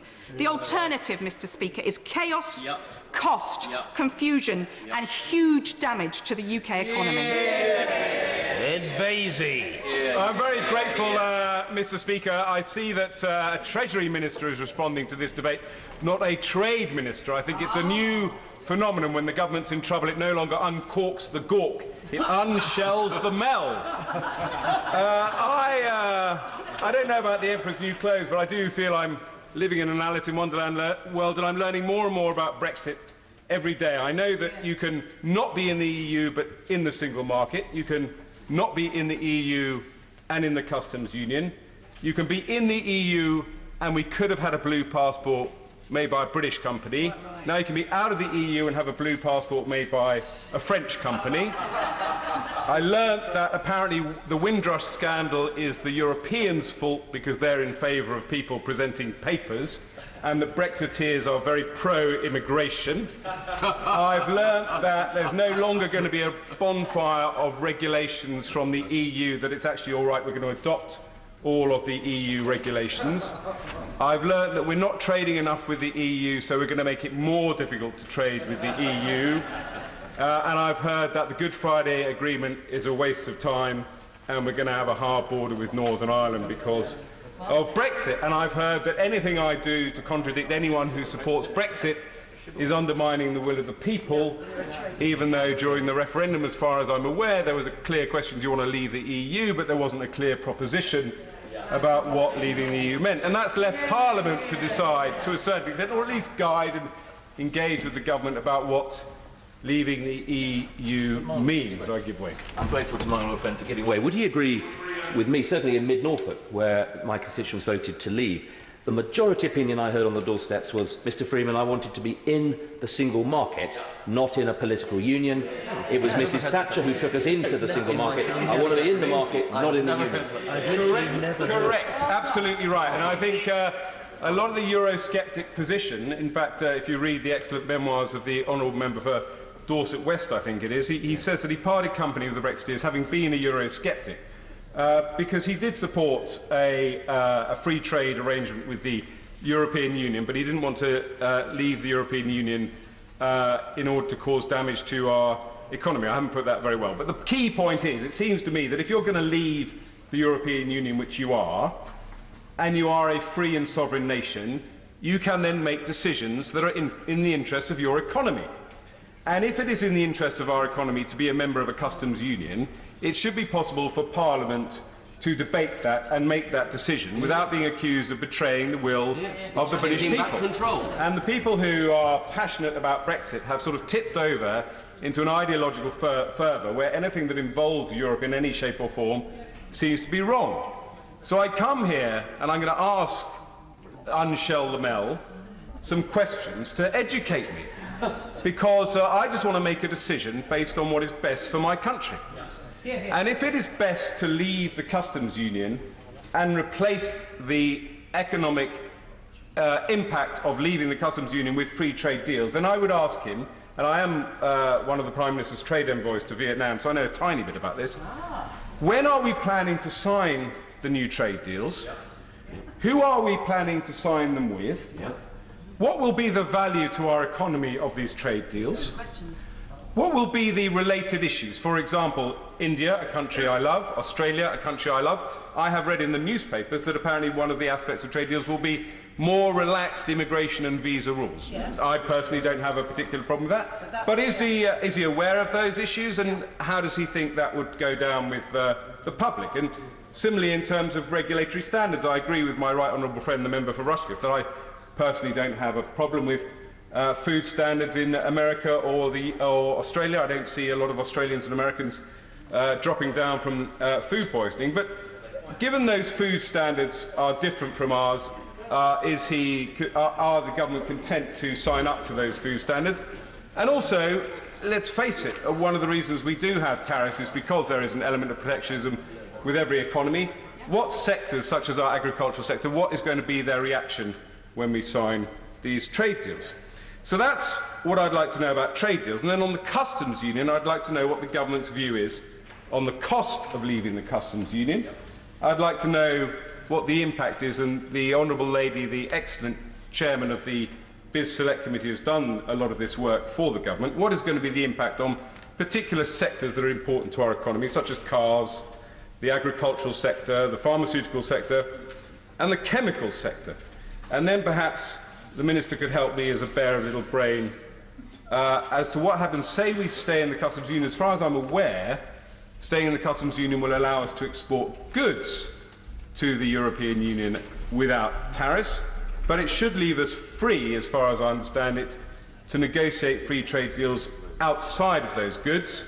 And particularly in an economy where 80% of the economy is now a service economy, it should indeed allow global Britain to negotiate service agreements with the US, although, again, the Right Honourable Member for Rushcliffe pointed that out. And then he could also perhaps help explain the paradox of how Germany, a member of the Customs Union, has managed to increase its exports to China so significantly while anchored and shackled to this protectionist racket. Why is Germany exporting 5 times as much to China as Britain? Is it just simply that they make a hell of a lot of effort to export goods, and if we make a hell of a lot of effort while still in the Customs Union, maybe we'll continue to increase our exports to China? Ruth George. Thank you very much, Mr. Speaker. I have sat and listened to some very expert speakers this afternoon, and as a member who was elected just last summer, I don't pretend to be an expert on Brexit or its implications, but actually the Honourable Member for Wantage, who's just spoken, said it all. We are all learning an awful lot over the last 12 months or more. And we have to be very good listeners, and that's what I've tried to do since the time of my election. I've heard from many honourable members on select committees who've been listening to businesses, and every single member who has made a speech and quoted what businesses are telling them have been in support of us remaining in the Customs Union.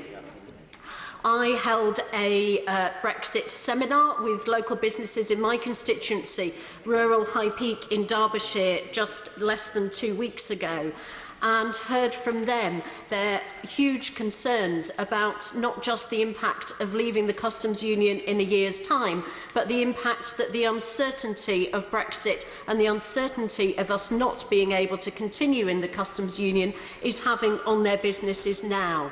Because leaving the Customs Union will slow their supply chains up. They've got just-in-time procurement. If they can't manage that, it will slow the whole manufacturing process down. It will increase their costs.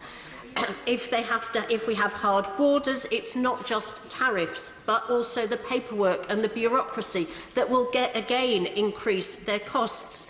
And this applies not just to their trade with European Union countries, but much of their trade goes through European countries already, even if it ends up in the rest of the world. So any impact on our borders with the EU will impact on our trade elsewhere. These costs put us at a serious competitive disadvantage with companies in other European countries.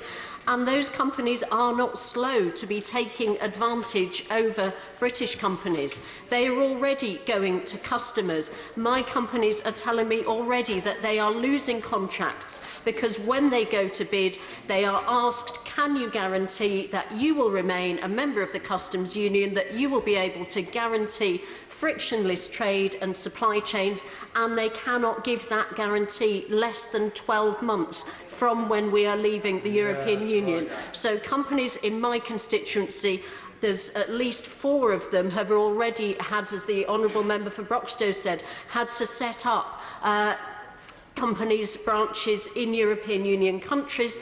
Ireland has an absolute backlog of companies seeking to register for VAT in the Republic of Ireland because so many companies are having to do that.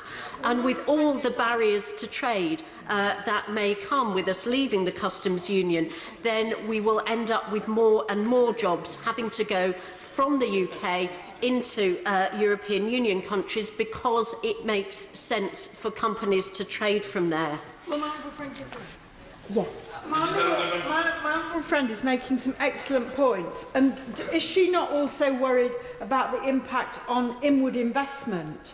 When the Japanese ambassador representing such large companies as Nissan and Hitachi says the Customs Union is important for Japanese trade, does she not think this spells out a bad long-term future for us? George. Absolutely, thank you. And my honourable friend makes an excellent point that the companies in my constituency, which are global companies, say that their head offices have put a kibosh on any inward investment into companies in sites in the UK until they know the outcome of the Brexit negotiations. That is holding them back against other sites in the rest of the world. And it's having a long-term impact on jobs in my constituency, which are so valuable. Those jobs often in manufacturing, but also high-skilled jobs as well. Whatever my constituents did vote for when they voted by a very small majority to leave the European Union, they certainly didn't vote to give British companies a competitive disadvantage to companies in Europe, or to have jobs transferred from the UK overseas, as companies in my constituency are already doing.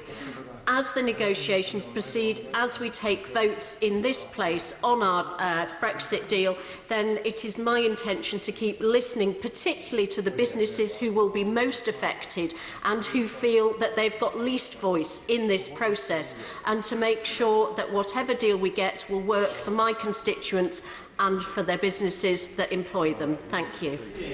Cheryl Murray. Thank you very much, Mr. Speaker.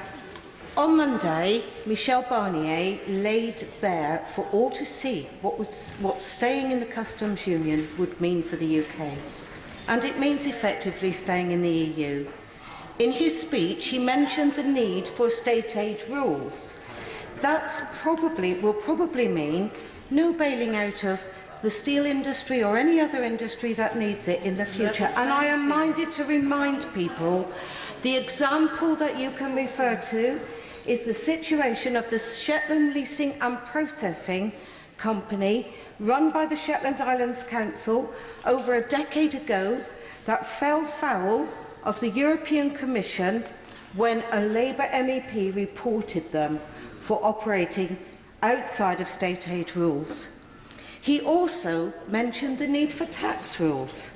All those who hoped for the end of taxation on women's sanitary products, who hoped that Brexit could finally make this happen, may be very disappointed. He talked about the need for shared social and environmental standards. So it looks as though all live animal exports that could be banned, that people thought could be banned, is not likely to happen. He spoke of the need to clarify the role of the European Court of Justice. Yes, that probably means that he wants to see the EU Court of Justice continue to rule over our laws. And I refer honourable members to the Factortame case, if they want to see what an example of that is. Now, when I knocked on the doors of my constituents, I found that people were absolutely sick of the EU, which they had virtually no say over, making laws which governed over them. And last month, the Prime Minister has very clearly said the jurisdiction of the ECJ in the UK must end. And I wholeheartedly agree. So let's make it so. This is the worst. No, I'm not going to give way because there are other members who need to speak. I'm really sorry. This is the worst of all possible scenarios. One where we have to abide by and are ruled by the European Union, but one in which we have no say. I'm just wondering how long it's going to be before we start hearing suggestions of EU access to our fishing grounds, my fishermen, to pay for trade. How long will we hear what the cost of staying in such a customs union will be? No doubt we will still have to have a divorce bill, but on top of that, we could possibly, if people voted for a customs union, see an annual bill for effectively staying in. The Prime Minister has always maintained that no deal is better than a bad deal. I can think of no worse deal where we effectively stay in the EU and still have all the costs and have no say over it. It is also a massive betrayal of the British people who voted to leave. South East Cornwall voted to leave for the reasons I have outlined.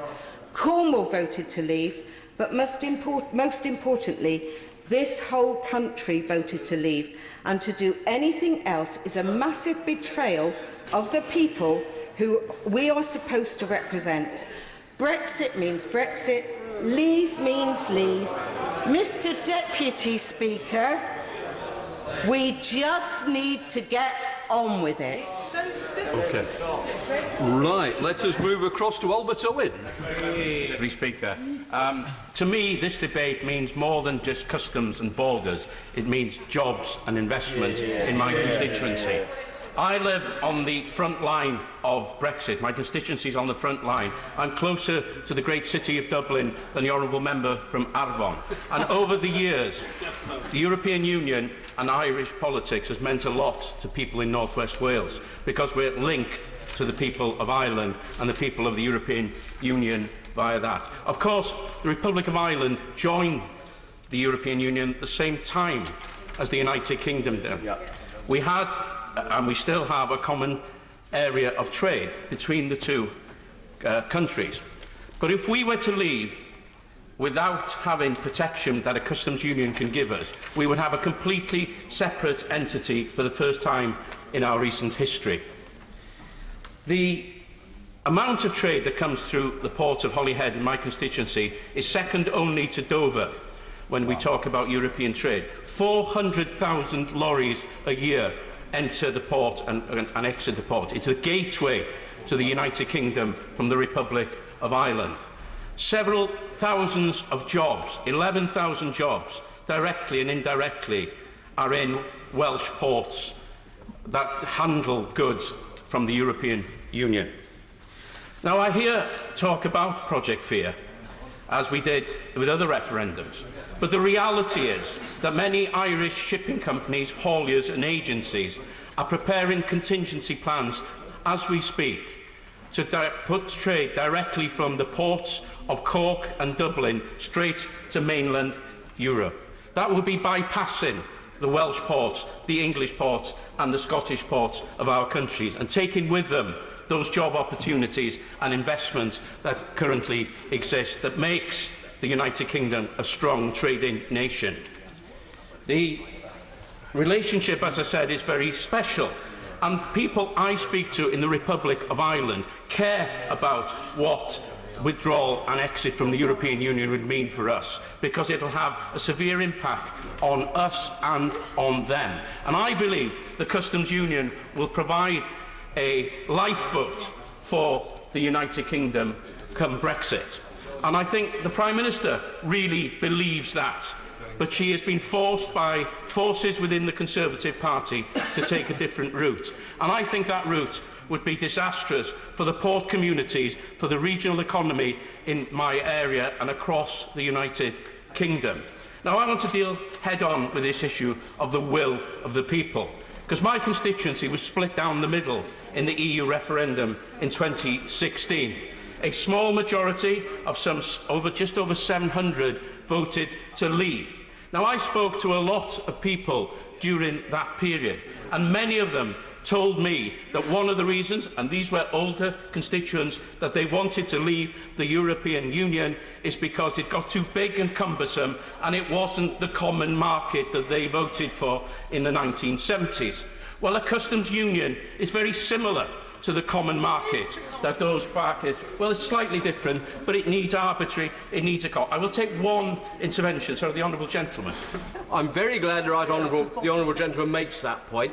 My constituency voted to remain by 521 votes, and my experience in London was exactly the same. That people voted to leave the political institution that actually believed in the market. That's what we signed up for, and that's what they will be content to remain in. And it is actually misleading for any Parsons, either in this House or elsewhere, to hijack what was a vote on a simple yes-no issue otherwise? I'm grateful for that intervention. The point I'm making is the customs union replicates the common market, and I feel that they will give the job security that my constituents need if we continue in a customs union. But again, about the will of the people. In 2016, the Prime Minister called in 2017 a general election for a hard Brexit, the hard Brexit general election, so she could boost her majority in this House of Commons. Now, she failed to do that. In fact, she lost her majority, and she's now reliant on a party that represents a part of the United Kingdom that voted to leave, to remain in the European Union. And I think that's significant, because I told people in the June 2017 general election, I had a very small majority.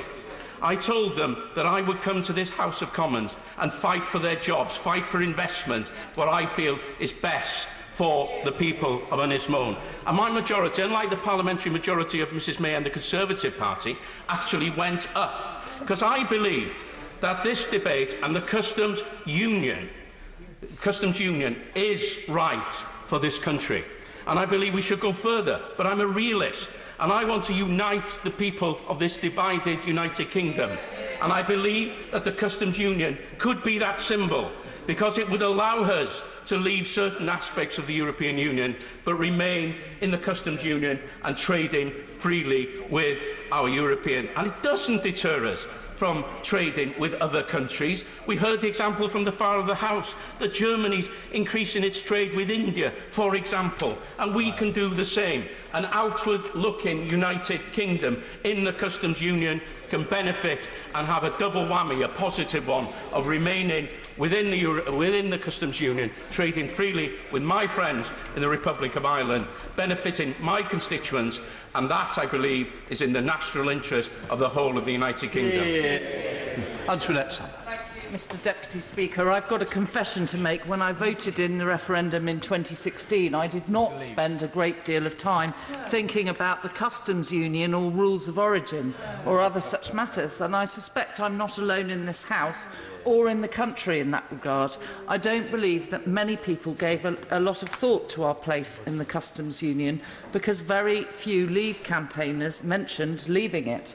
Indeed, one of the few direct references I can find is an article in the Mail on Sunday from 2012 in the name of the now Secretary of State for International Trade.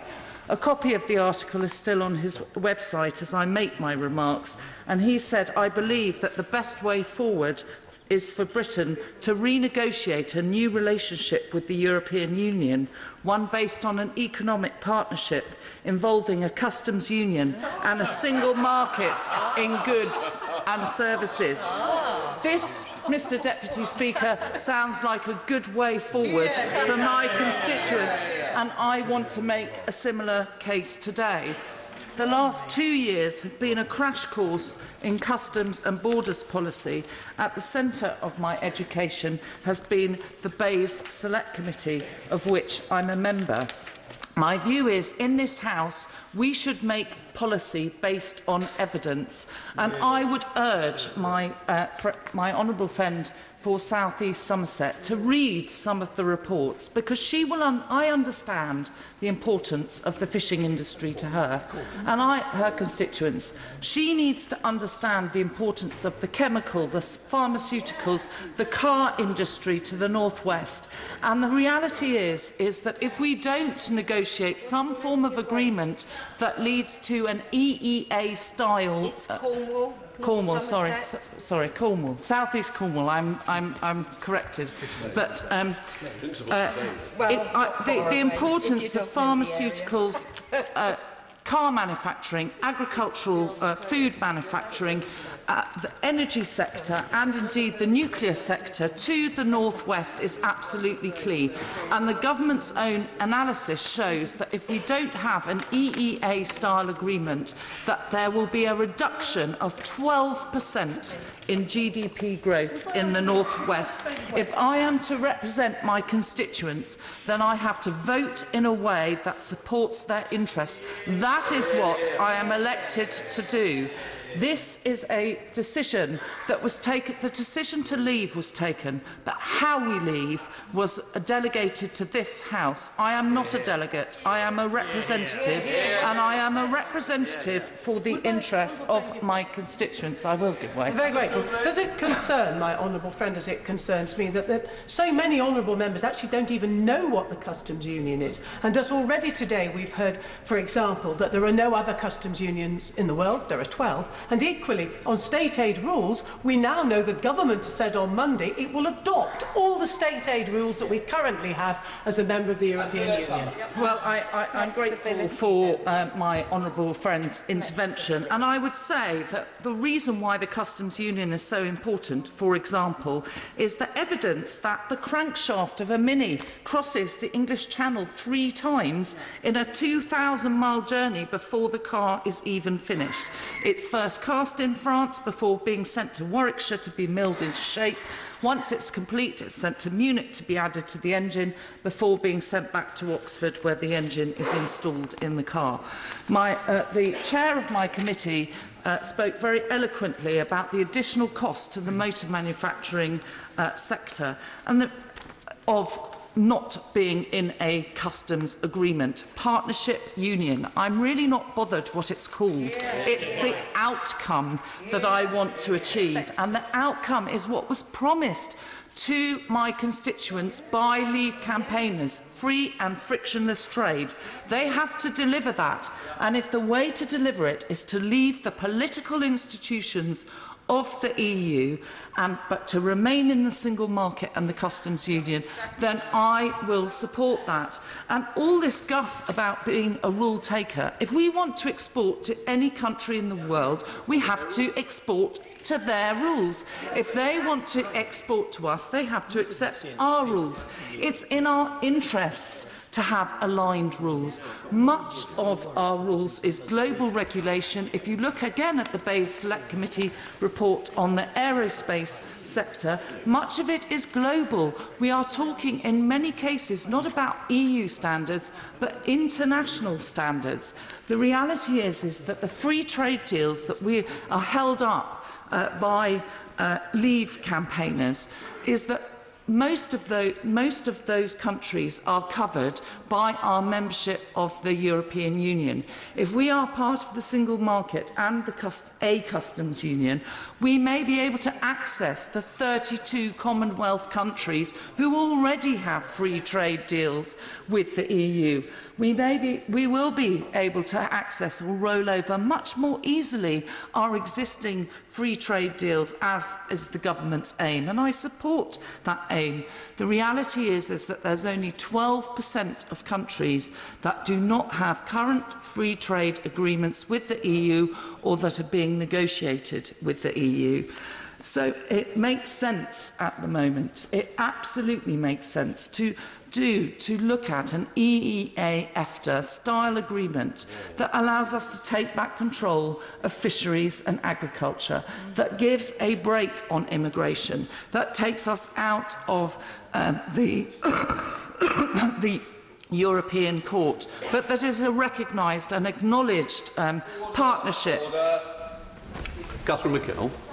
I'm delighted to follow the Honourable Member for Eddisbury, and I agree with so much of what has been said today, but I wanted to talk specifically about my own region, because there is nowhere in Britain that will be harder hit by Brexit than the North East. Under the government's own preferred outcome of a comprehensive free trade agreement, growth in the North East would take a projected 11% hit or a staggering 16% hit if we end up with the alarmingly possible no-deal scenario. We are significantly more exposed to the risks of a bad deal or indeed no deal compared to other parts of the country. The North East is the only region in England with a consistent surplus in goods and services trade with the EU. We export 60% of our goods and services to European markets, the largest proportion of any region. Many thousands of valuable local jobs rely on a good Brexit deal that secures frictionless two-way access between Britain and the EU, and without access, those jobs will be at risk. And with one of the highest rates of unemployment in the country, that is something that our local economy simply cannot afford. And I'll give way. I agree wholeheartedly with what my honourable friend is saying. And is she not alarmed, as I am, that those projections would mean unemployment in our region rose to 20%? That's 200,000 people without work. It doesn't even bear thinking about. But I and she, my honourable friend, are not alone in these concerns. Last July, the North East Chamber of Commerce, which represents more than 3,000 businesses of all sizes across the region, conducted a survey of its members. 88% of respondents said that they wish to remain in some kind of single market and customs union. That figure, unsurprisingly, is even higher for those who solely export to the EU. And the confusion and uncertainty is particularly felt, though, by SMEs in the North East, especially for those that currently only export to the EU and have no idea what the future holds. It certainly has not been improved by rumours emanating that the Department for International Trade will only in future provide support to firms with a turnover of more than £4 million. So I hope that the Minister will be able to disabuse people of that concern today. The Chief Executive of the North East Chamber of Commerce, James Rambotham, wrote to the Secretary of State for Business, Energy and Industrial Strategy back in February, to express his concerns about the forecasted harmful effects of Brexit on the North East and the government's strategy to mitigate these. It's over 2 months since he wrote that letter. He is still waiting for a reply. And I think it's worth quoting from his letter at some length. He says, "I was not surprised that the biggest potential impacts is on the northeast of England. As you know, we are the region with the best record at trading with the rest of the EU, an achievement delivered by many Chamber members. It's expected that anything which makes doing business with Europe harder will have a greater impact here. I am, however, very disturbed that government has so far failed to adequately allay the obvious concerns it has created amongst our members, even before these assessments became public. You will recall the government was elected last June on a manifesto that said closing the gap between London and other parts of the UK is the biggest prize in Britain today, a great endeavour that the Conservative Party was determined to lead in the next Parliament. The forecast suggests that the gap will not reduce but grow significantly wider.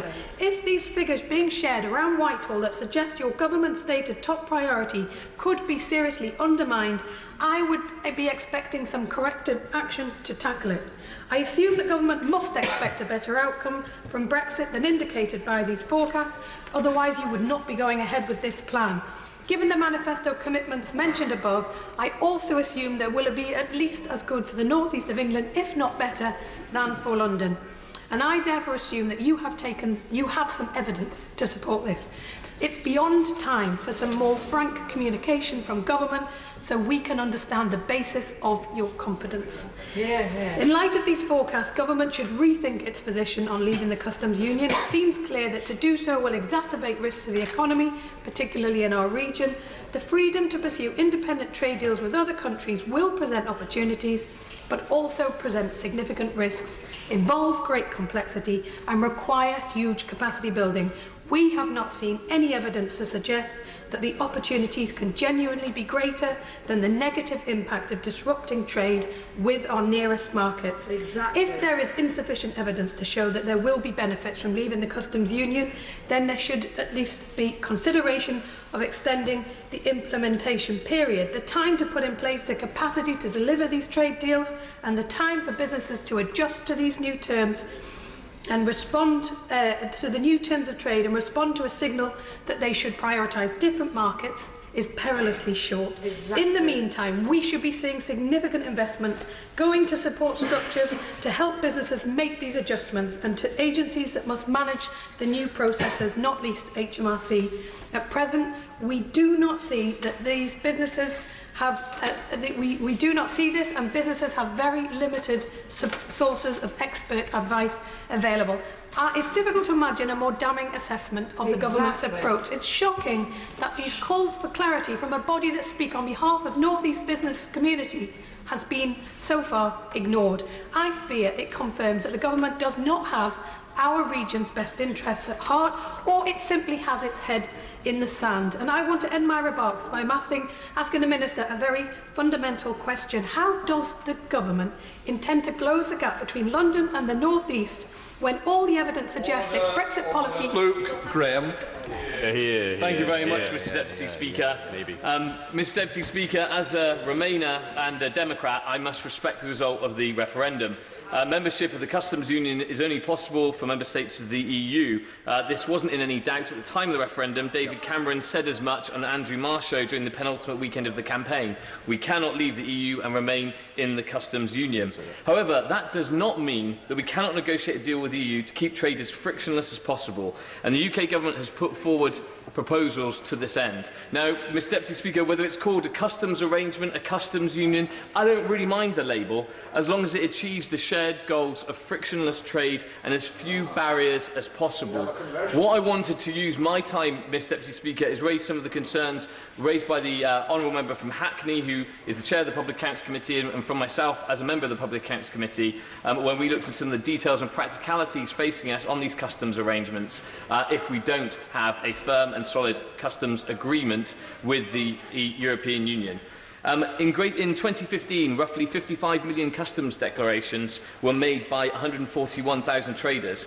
However, with Brexit, it's predicted through the reports that we've received that Brexit could see a five-fold increase in declarations to process. That moves it up to around 255 million declarations. This would put a great deal of pressure and additional strain on HMRC and its new Customs Declaration Service CDS systems. Now, even allowing for a transitional period to be agreed and in place, we're working to a tight timetable to have an operational system that traders, both here in the United Kingdom and abroad, will be able to use. The planning to introduce the CDS system was put into action in 2013-14 before Brexit became a reality, although planning for the account for the development of the increased numbers is obviously a direct consequence of the Brexit decision. Now, this is in addition, Mr Deputy Speaker, to the uncertainty around the investment around the current chief system, which requires around £7 million or so to serve as a backup, just in case CDS isn't ready when we hit the Brexit date and agreements are not in place.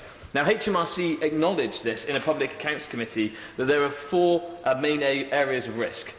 Firstly, the integration of all the CDS components, so testing to ensure the system can handle the 255 million declarations a year, making sure that we've got migrated registered users of the new system, and ensuring current users are ready to make declarations on the new system. HMRC won't know until July this year whether the system works as intended, barely a year before first traders will begin to use it. I therefore wish to reiterate to the House the recommendations of the Public Accounts Committee agreed to help rectify the situation. First, to ensure the Treasury provides sufficient funding for the backup chief system, and also that the CDS is properly funded. Second, we need to ensure there's a fully fleshed out contingency plan to match the funding for the chief system. And finally, we need to ensure HMRC have everything they need to ensure affected businesses can be informed how it will affect them. So that's businesses here in the United Kingdom and our trading partners around the world. We've already touched today on the issue of Brexit on our borders, especially those with Northern Ireland, so I won't labour that point. I would only reiterate the points that are made by other colleagues, which is we are committed to maintain the integrity of the United Kingdom, but this also must be to respect, we must have an agreement that respects the Good Friday Agreement in Ireland. I think, Mr Deputy Speaker, in my final minute, I just want to move on to some of the tone of these past debates. I have to say today I think it's been a lot more constructive than some of our past debates on the European Union. But we shouldn't forget some of the pessimism that was rife just before Christmas, when, unfortunately, she's not in her place, but the member of Cardiff North intervened on me on multiple times, saying that the Brexit negotiations were a mess and it was a constitutional crisis. Unfortunately, it was just to remind the House that a day later we had the agreement with the Prime Minister establishing the financial settlement with the EU, ensuring EU citizens' rights and UK citizens' rights were going to be respected, and agreed that the UK would have territorial integrity and that also they would respect the Good Friday Agreement. Mr Deputy Speaker, None of our constituents voted to be poorer. None of our constituents wanted to have more barriers between ourselves and our international trading partners. We don't mind the labels, we don't mind the mechanism, but I know from my constituents they want to be able to have a customs system that they can rely on, that respects the United Kingdom's integrity, but also allows them to prosper and be better off than they are today. That tends to shut them up. Owen Smith. Thank you very much, Mr Deputy Speaker. And may I begin by thanking my right honourable friend, the member for Normanton, Pontefract and Castleford for securing today's debate, which I think has been an incredibly important debate. And I'd also like to thank my right honourable friend, the member for Islington North, for liberating me to speak. It was extremely generous of him, and I intend to make full use of it. I'd like to begin by doing something unusual in my new free-speaking, freewheeling role and agree with something said by my honourable friend, the member for Vauxhall, because she said that there has been a great deal of dishonesty in this debate, and she is completely right about that. It's pretty much the only thing I agreed with her on, but dishonesty, in my view, has been the hallmark of the Brexiteers' arguments, both prior to, during and after the debate. And I'm sorry to break with the more consensual, collegiate tone that many members have struck in saying that, but I think we do need a bit of truth-telling in this debate. We do need to be clear about the risks we face as a country and clear about some of the fibs that were told to the country during the process. And first of all, as a former Shadow Secretary of State for Northern Ireland and as someone in the Labour Party who feels a huge degree of pride at all we did to bring about an end to 30 years of civil war in a part of our country, we cannot countenance any return to any hard border in Northern Ireland. It would be utterly unconscionable for this place to allow that to happen. When the Chief Constable of Northern Ireland is warning us all publicly, a pretty remarkable thing for him to do, that we risk the return of a hard border that would jeopardise the safety and security of his officers and of the people of Northern Ireland. And when that view is shared across the political divide in Northern Ireland, this place has to listen, because it wasn't discussed prior to the referendum. It wasn't clear that we were going to jeopardise peace in Ireland. It is now clear that we run the risk, if there is to be a harder border, any sort of a harder border in Northern Ireland, that we would be jeopardising that peace. That's the first and the most important thing. That alone should cause us to pause. That alone, in my view, should cause us to say we must stay in the customs union and the single market. Because the truth is further, Mr Deputy Speaker, that staying in the customs union is insufficient to guarantee that we will not have over time a returning hard border on the island of Ireland. Regulatory divergence, as it unfolds over a longer period, will be the one thing, more than anything, more than the short-term effect of customs tariffs at the border that we've heard described, the one thing that would guarantee the return of that border. That cannot be allowed. It cannot be countenanced by this place. We would be betraying the people of Northern Ireland. We would be betraying the national interests of this country if we allowed it to happen. Secondly, let me turn briefly to the economic effects of Brexit, because there too we need some truth-telling. Brexit is already damaging the economic well-being of this country. The IMF said just this week that the only one of the G7 countries that is not going to grow at anything like the rate of almost 4% that the world is predicted to grow over the next period is the UK.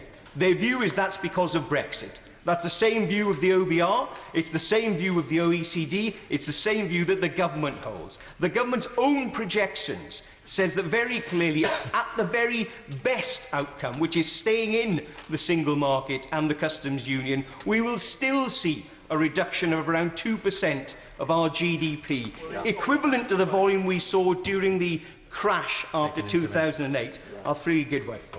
I'm very grateful to the honourable member for giving way. Does he agree with me that the sort of claim by Brexiteers that we have to leave the customs union in order to grow our trade with the rest of the world is just grossly misleading? Germany exports 77 billion to China against our 22 billion. We have every opportunity within the customs union to grow our trade wherever we want to. It's down to us rather than the rules of the customs union.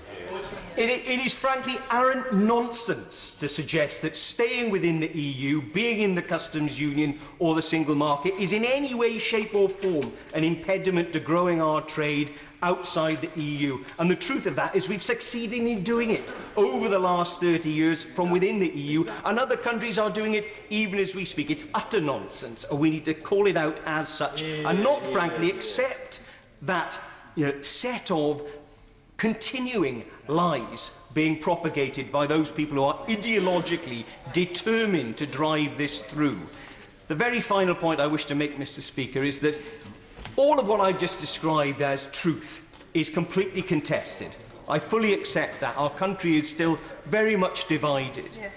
And I do not believe that it is sufficient for us as a government or the Labour Party in opposition to either acquiesce in respecting the will of the people and allowing our country to become poorer, less secure and more isolated.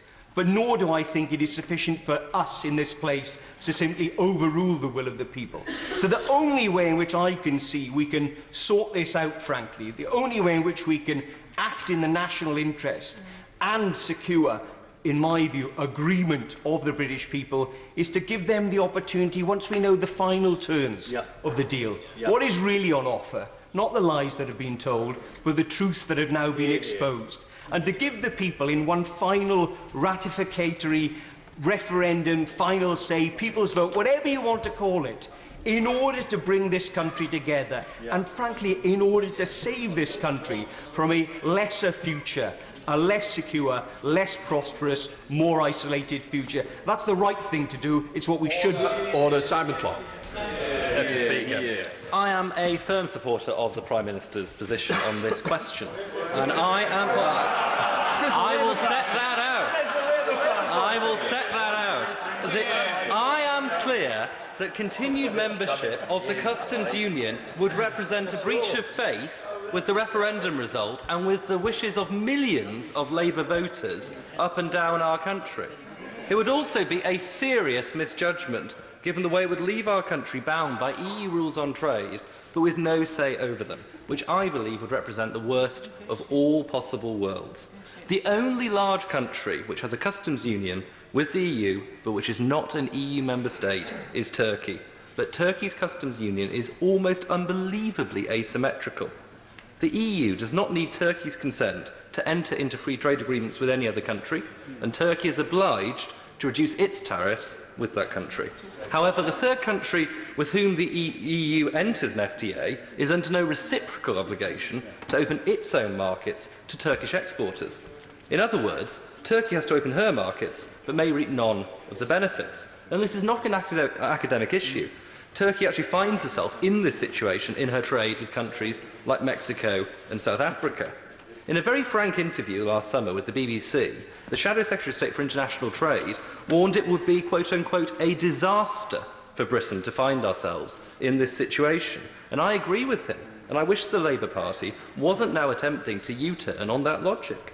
In a customs union, Britain would be reduced to taking whatever deal we were handed by Brussels, with no say over the outcome. Yes, I will give way.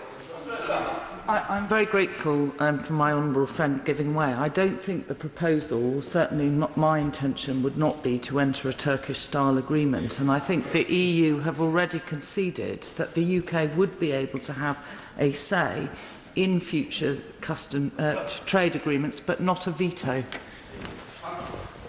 And there we go. To that point, not having the veto, that is in essence not having control over the outcomes. What you would have is an agreement negotiated for us, which we then would have to either live with or reject. There would be no sensible outcome which we could live with, which we would have control over. It actually gets worse. Turkey can only sign free trade agreements with other non-European Union countries if she has the EU's permission. We'd have to get clarity on whether that would apply in this instance. Well, I'll come to that point. I suspect Turkey only subject themselves to such a humiliating state of affairs because they continue to hold out the hope of becoming a full member of the European Union. And this would be far worse. This state of affairs would be far worse, infinitely worse, than Britain remaining a member state of the European Union, where we at least have a seat at the table when it comes to our trade deals. Does he consider that Turkey might be staying in it for economic advantage? Does he consider that Turkey might be staying in it for economic advantage? Does he think about the economics of this situation? I believe it is about economic advantage. I think Turkey long has prized EU membership as a status symbol. I don't believe that the economics back that up. Those lobbying for a customs union know that staying in the customs union without a voice at the table would be worse than being a fully signed-up member, and that's been made more or less explicit by the honourable gentleman for Pontypridd in his comment about that we would need to stay in the single market as well as the customs union. And that, I think, goes a long way towards revealing the true motivation of many making this argument, that they see it as a stepping stone to undoing the people's vote to leave. And, Mr. Speaker, we need to remind ourselves of why the Leave campaign lobbied to leave the customs union in the first place. The EU, on our behalf, has been slow at negotiating trade deals, not least because you have 28 member states on one side of the negotiating table. So consider the EU's trade talks with Japan. They've taken 61 months and are still awaiting ratification. By contrast, it took Switzerland 28 months to settle its deal with Japan. EU trade talks with the US have been ongoing for 64 months now, with no sign of progress, whereas the US managed to negotiate trade deals with Canada in 20 months, Australia in 14 months, and South Korea in 13 months. At the time of the referendum, of the UK's 10 largest non-EU trading partners, the EU had only managed to negotiate trade agreements with 2 of them. Mr. Deputy Speaker, not leaving the customs union would also fatally damage the prospects for the idea which, more than any other, has really captured the imagination of the Teesside public since our vote to leave. A free port at Teesport, which is a project championed by Tees Valley Mayor Ben Houchen and myself, will be an enormous boost to local industry and provide a great incentive to reshore jobs to the South Tees Mayoral Development Corporation site. And this goes directly to the point which the Honourable Lady from Newcastle raised in her speech about what we'll be doing about North East jobs. There has been enormous buy-in from local people and from local businesses to this idea, and people are genuinely excited about what it would mean. But a free port will not be possible if we do not leave the customs union. And some try to maintain the argument that free ports are possible in the European Union. The reality is that those zones which do exist are glorified bonded warehouses, places where you can defer tax and duty and VAT. What Ben and I are saying is that within this zone there will be the potential for very significant tax and regulatory diversions, but this would be stymied if we remain in a customs union. Outside a customs union there are other significant advantages. We can cut... yes, I will give way. How does he imagine that he can engage in this regulatory divergence without incurring tariffs with those countries with whom we do our principal trade and with the economic consequences that flow from it? He paints a picture, and I can understand the fantasy behind it, but it simply has no reality at all as to what will happen if we cut ourselves off from our principal trading partners. And we are precisely seeking an ambitious free trade agreement both with Europe and with the rest of the world, and this goes to the heart of that matter. It is certainly not dreamland, and if you listen to my honourable friend, the member for Richmond North Yorks, and you read his very compelling paper for the Centre for Policy Studies, you will see why it is not dreamland, why there is such ministerial buy-in, why there is so much enthusiasm from the business community in the North East.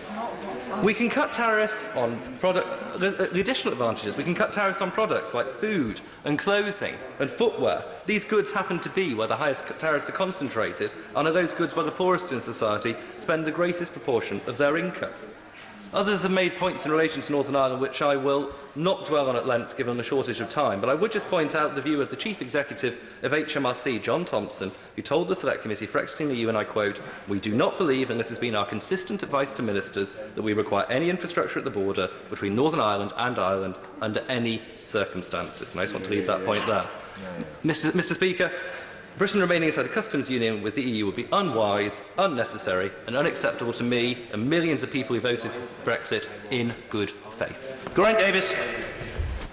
Mr. Speaker, resisting a customs union and a single market without a mandate from the voters, which we have not, would be an act of grotesque economic irresponsibility. Being in the customs union means we're part of Team Europe and we're negotiating with big blocs like the United States, like China, like Japan. If we leave, we will be one player against a whole team. And the idea that we can negotiate better terms is completely farcical. And the idea that we can actually get more trade to compensate for the lost trade from turning our backs on the EU in terms of the single market, in terms of tariffs, in terms of product standards and barriers, is again absurd. People may be aware of the economic model of trade called the gravity model, which basically says that the closer and bigger a market is, the more there is trade. And empirically, over the last 140 years, it's been found that the relationship is halve the distance and you double the trade. And that basically accounts for the fact that the EU has 50% of its trade with the UK has 50% of its trade with the UK. 60% of the trade in Wales, North East and Yorkshire is with the EU.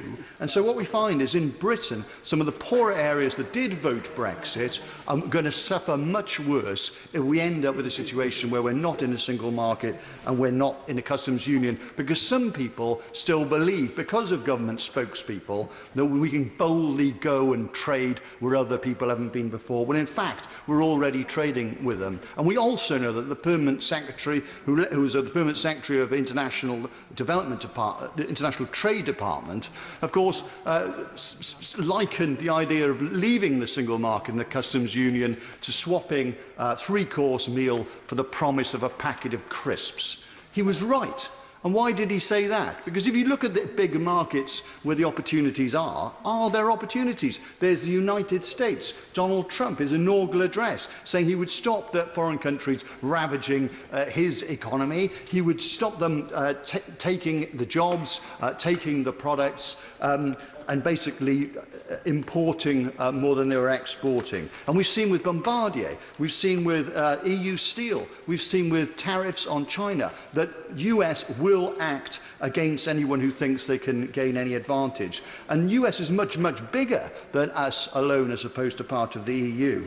And what's more, they're going to try to import their standards, be it on chemicals and food, the environment, workers' rights, and that will prevent us then exporting to the EU. In terms of China, we've already heard that the Germans export 4 times more to China than we do. We can do that on our own. China, again, will be much more powerful. They've already demanded they will build Hinkley Point, even though the cost of energy is sky high. They've already negotiated they will build HS2. They'll be coming in, taking our jobs, exporting our jobs.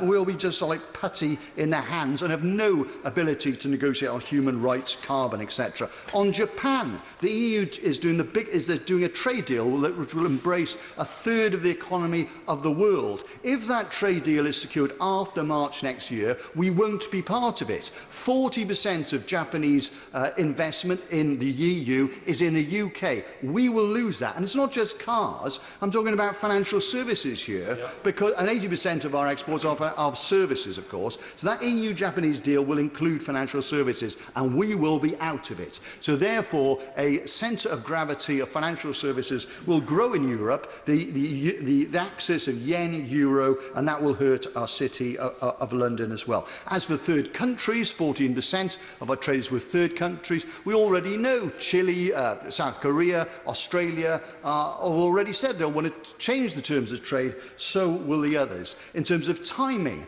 we'll end up without any trade deals in the transition period, then we'll just basically close the door behind us and it will be a complete nightmare. And whatever we agree, actually, after March, we'll have left and Wallonia can just vote it down. We'll end up with no deal. So why are the government doing this? Why is the government like a doctor prescribing cigarettes to someone with anxiety, knowing that ultimately it will kill them? And the answer is because they know the only hope for Brexit voters is they believe that there will be these trade deals, and the government knows there won't be. And that's why Lord Patten, Lord Heseltine, Lord Langley Willetts, all these people have put country before party. And the people out there know this is too complex, too costly, and too much time, and it doesn't work. Grieve. Thank you. Dominic Grieve. Thank you, Mr. Speaker. It's a pleasure to participate in this debate. I don't want to repeat what was said by the proposing member, the Right Honourable Lady, the member for Pontefract Hall and Castleford, or my Right Honourable friend, the member for Rushcliffe. I agreed with every sentiment they expressed. But my desire to participate stemmed firstly from my continuing frustration that every time as a Member of Parliament I want to come and participate in a debate like this, I get told by roundabout means that I shouldn't, because this might somehow put the Right Honourable Member for Islington North into Downing Street. Now, I have to say, Mr. Speaker, my experience in politics is that fantasticals, wherever they may come on the political spectrum, the greatest chance of getting them into Downing Street is if people of a moderate and sensible disposition stop debating important issues. And I am absolutely determined that they will be debated. Today's debate offers us an opportunity to look at the possible merits of staying in a customs union. Now, of course, a customs union isn't perfect, particularly, I might add, a customs union when we're outside of the EU, because I agree with some of the comments that have been made, that by being outside of the EU, we lose some of the influence that we have in creating the customs union and managing it. That, I'm afraid, is the price we're paying for the folly of the decision in the referendum of 2016. But just because one's imposed one calamity on oneself doesn't mean one then goes to inflict greater calamities simply on the basis that one has to do it in order to prove the theory, the mistaken theory, that one has espoused. I'm also a lawyer, and I can't deny the fact that it is noteworthy that we appear to be a gaggle of lawyers on these benches who find an irrationality in the approach that some of our friends on this side of the House adopt, and which the government sometimes appears to be mired in. If we go for free trade agreements, of course free trade agreements are wonderful things to have. I'm a great believer in free trade agreements. I can see that by being members of the EU we have lost something in terms of being able to do our own free trade agreements. But not one single government analysis suggests that they outweigh the advantages of participating in the best free trade arrangement that we have with our EU partners. What is the point of having a free port in Middlesbrough? Forgive me if it's only going to be to trade with the United Kingdom, because assuredly it won't be to trade with our EU partners, because they won't allow any of the goods in between Middlesbrough and the European continent. Why is it that the businesses in my constituency, which are pharmaceutically related, tell me they will be going if there is not frictionless trade with the European Union, which implies participation in the customs union? Why is it that the Deputy Ambassador of Japan has us all in and says you do realise that every Japanese company will be gone in 10 years' time if they cannot have frictionless trade into the European Union?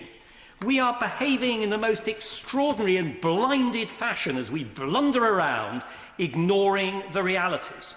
And in any case, free trade agreements come with strings attached. As I said earlier, Mr. Speaker, if you have a free trade agreement, if you have multiple free trade agreements, they'll very quickly start to look like customs unions. That's what happens as people get together. So, you know, this customs union bad and somehow free trade agreement good simply does not stack up.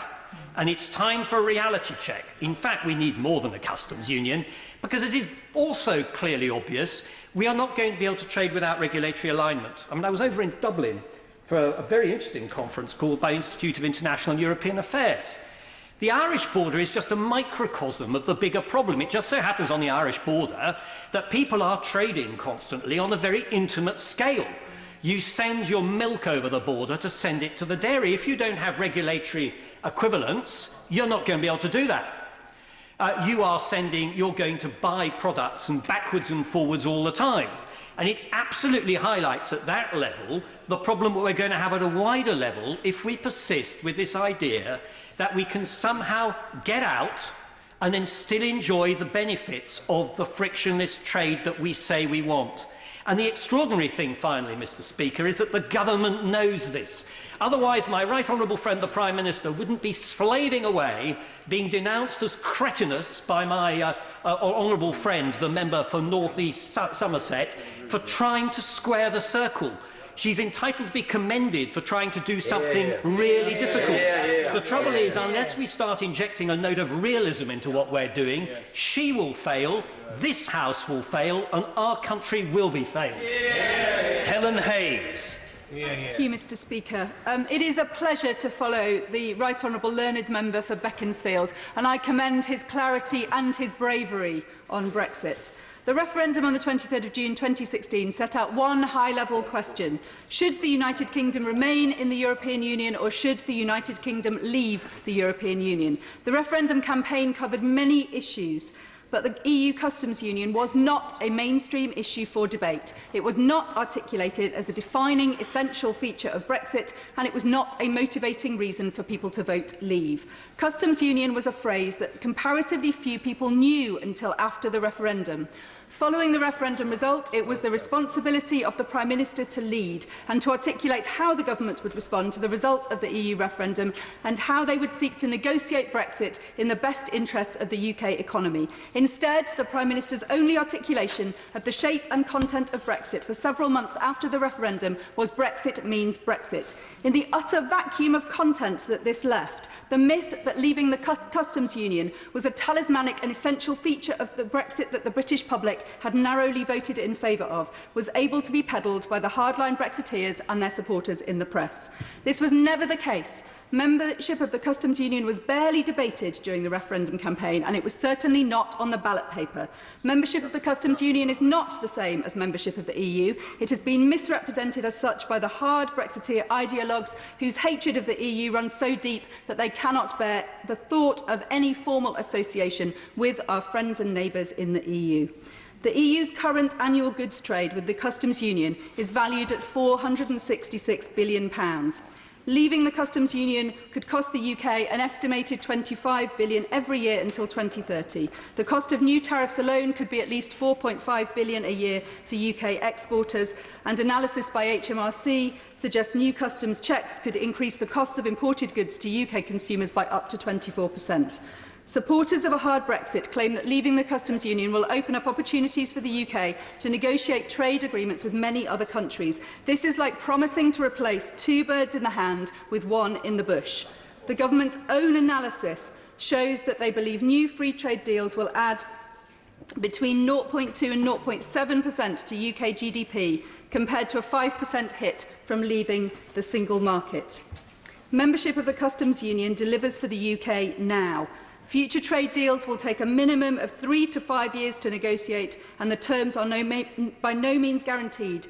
Their impact on the UK economy much smaller than the current benefits of the customs union, and negotiations cannot in any event even begin until we have left the EU. This is what a cliff-edge Brexit looks like. Mr Speaker, there is not time to consider the impact on the Northern Irish border, which many members have already referred to. So I will end with this. My constituents in Dulwich and West Norwood did not vote for Brexit. But even in areas of the UK which voted to leave, nobody voted explicitly to leave the customs union. Leaving the customs union was not a vote leave pledge. Damaging the UK economy was not a vote leave pledge. 57% of the British public, a bigger majority than voted to leave the UK in the first place, support staying in the customs union. The Prime Minister's intransigent commitment to leaving the customs union is therefore unfathomable. The Prime Minister is not negotiating in the national interest. She is simply losing a negotiation with her own backbenchers, and in doing so she is putting our jobs, businesses and peace in Northern Ireland at risk, and this is nothing short of reckless. So I call on members opposite to show leadership in the national interest, which the Prime Minister seems to lack, and to vote to remain in the customs union with the EU today. Wollaston. Thank you, Mr Speaker. Outside an effective customs union, there is no such thing as a frictionless border. There's no escape from border checks, from rules of origin, from expensive infrastructure. This means costs, delays, red tape. But what we know is that that has implications for future investment, people's jobs and livelihoods, for the stability of peace in Northern Ireland. But there is one area that hasn't been touched on, and that is the implications of this for patient safety. I'm privileged to chair the Health and Social Care Committee, and we've been hearing detailed evidence on the implications of that. The consequences here go far beyond the economic consequences to individual pharmaceutical companies, and we have heard compellingly about that from the member from Beaconsfield and also from the member for Broxtowe. But this goes to consequences that directly affect the our patients' safety. we know, and we heard clear and compelling evidence, that the extent to which NHS care is dependent on a network of highly integrated, complex and time-sensitive supply chains for the delivery of medicines. And we've taken it for granted for years that when a prescription is issued, that will be available on the pharmacy shelf. I'm afraid we won't be able to take that for granted in the future, because from a research lab right through to that pharmacy shelf, there is a very complex supply chain that is going to be disrupted by delays at the border, and that we are also going to affect costs. It will also affect directly the delivery of patient care. We know, for example, that there are around 700,000 diagnostic tests taking place every year in this country that rely on the availability of medical radioisotopes. These are very time sensitive. And there are very many other products that will be affected here. We're talking about blood plasma derivatives. We're talking about products and devices that are not manufactured in the UK, but which we already know from past experience have very fragile supply chains, such as the supply of dialysis equipment. We've had problems here before, and it could happen again. I give way to my honourable friend. As a member of that committee, would she confirm that every single witness who provided written and oral evidence to our recent inquiry said that their preference was for us to stay in the customs union and the single market? Thank my honourable friend, and I can confirm that. And there are other very worrying examples as well. We know, for example, after the Manchester Arena attack, that there was a very rapid supply of 500 trauma-related items, highly specialised items, that were flown in at very short notice from a Belgium-based company. So there are very many serious patient safety issues we have to consider here, and there is also an issue of cost. A report today from the King's Fund highlights the increasing cost of drugs to the NHS.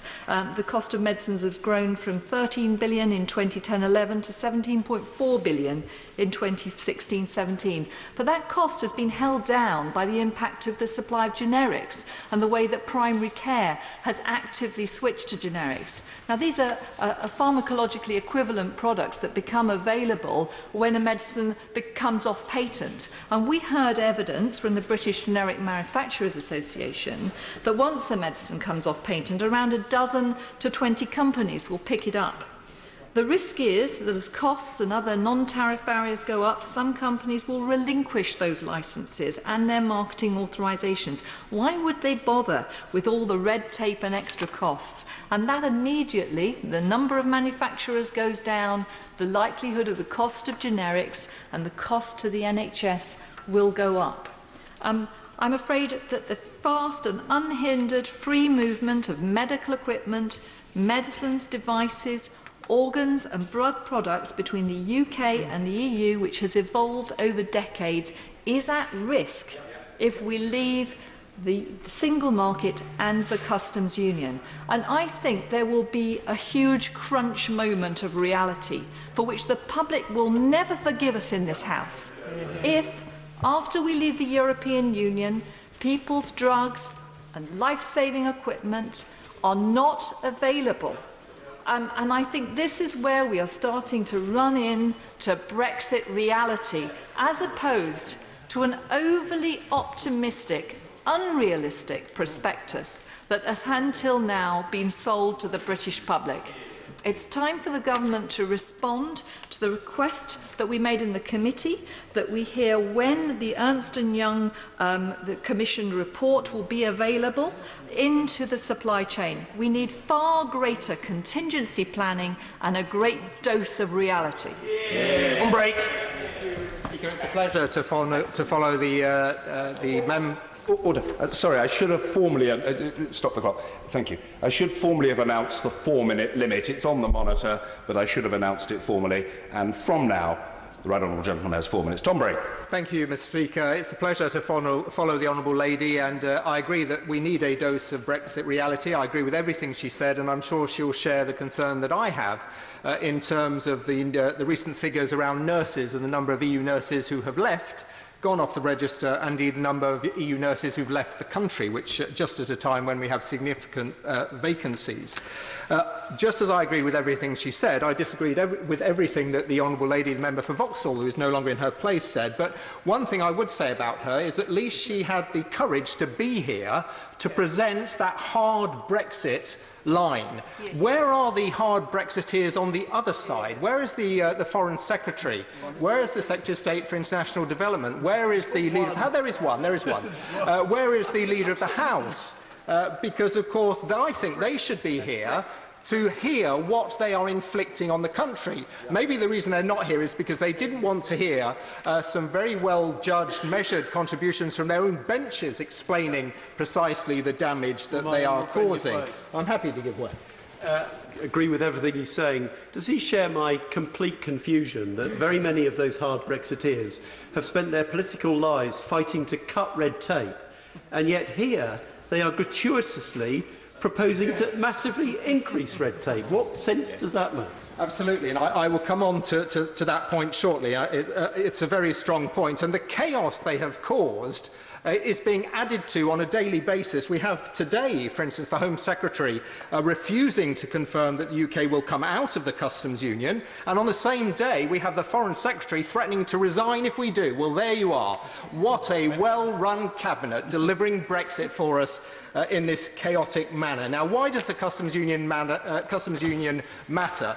Before I touch on that briefly, I should point out that actually, if people look at the literature that was circulated during the campaign, it's about spending Britain's cash in Britain. It's often about immigration. It's about posters. It's about Nigel Farage poster scaring people with that picture of all those refugees. He didn't have a massive poster saying, what do we want? We want to come out of the Customs Union. When do we want it? We want it now. Of course, it was not a major feature of the campaign. And frankly, anyone who suggests otherwise, I'm afraid, is somewhat speaking somewhat remote from the truth. So why does the Customs Union matter? It matters. Many members have referred to the Irish border. I think it's a real pity that Secretary of State only went to the border for the first time a couple of days ago. It matters over the Dover border. Now, as I understand it, BBC South East News today have confirmed that so far not a single minister from DEXU has been to the port of Dover. Now, I do find that incredible that they have not managed to visit the port of Dover, because if they had, they'd have been able to see directly what the impact of a customs union would be on our largest port. I could touch on BMW, the impact on them and their ability to manufacture cars in Oxford, or indeed the issue of red tape for small businesses. This cost of roughly £30 that it's going to cost everyone, every small business that exports to the EU to process paperwork that they do not have, or in electronic form, that they do not have to process at the moment. Now, what has the government offered in return? What is their solution? Well, the customs partnership. Now, what the customs partnership is about, and I'm going to read this, the UK would collect duties on the EU's behalf for goods destined for the European Union. Now, think about it. Now, if the EU were to put to us the reverse offer, the EU would collect duties on the UK's behalf for goods destined for the UK, stand up the Brexiter on the opposite bench who would say, that's a brilliant idea, that is exactly what I want the EU to do for us. Of course, they're not going to, because it's an absolute nonsense to suggest that, and they wouldn't possibly support it if that's what the EU suggested to us. And of course, the UK has recently been threatened with a nearly £2 billion fine for failing to handle imports at our ports effectively, leading to significant VAT losses in other EU countries. I can't see the EU queuing up to give us responsibilities for something that we are not handling very well at the moment. And as for the highly streamlined customs arrangement, no one has been able to identify the technology, and this is technology that needs to be in place, I would suggest, by the end of 2019 to be properly run in and tested. So finally, I would just say that On the Labour benches, on the front bench, I would say that the idea that seeking a final deal that gives full access to European markets and maintains the benefits of the single market and the customs union is anything other than having your cake and eat it, I really don't know. But for us, for the Liberal Democrats, we still think we're better off in the European Union, in the single market, in the customs union, and we want to secure a final say on the deal for everyone in the country to do this democratically. Bowie. Mr. Speaker, it is indeed quite daunting to rise to speak in a debate like this where there have been so many knowledgeable and learned speeches, not least from my honourable friend, the member for Rushcliffe, who's been fighting this fighting these arguments since I was a child. Indeed, I think he was the Paymaster General in the government when I was born. I, like him and like the majority of my constituents, voted to remain in the European Union.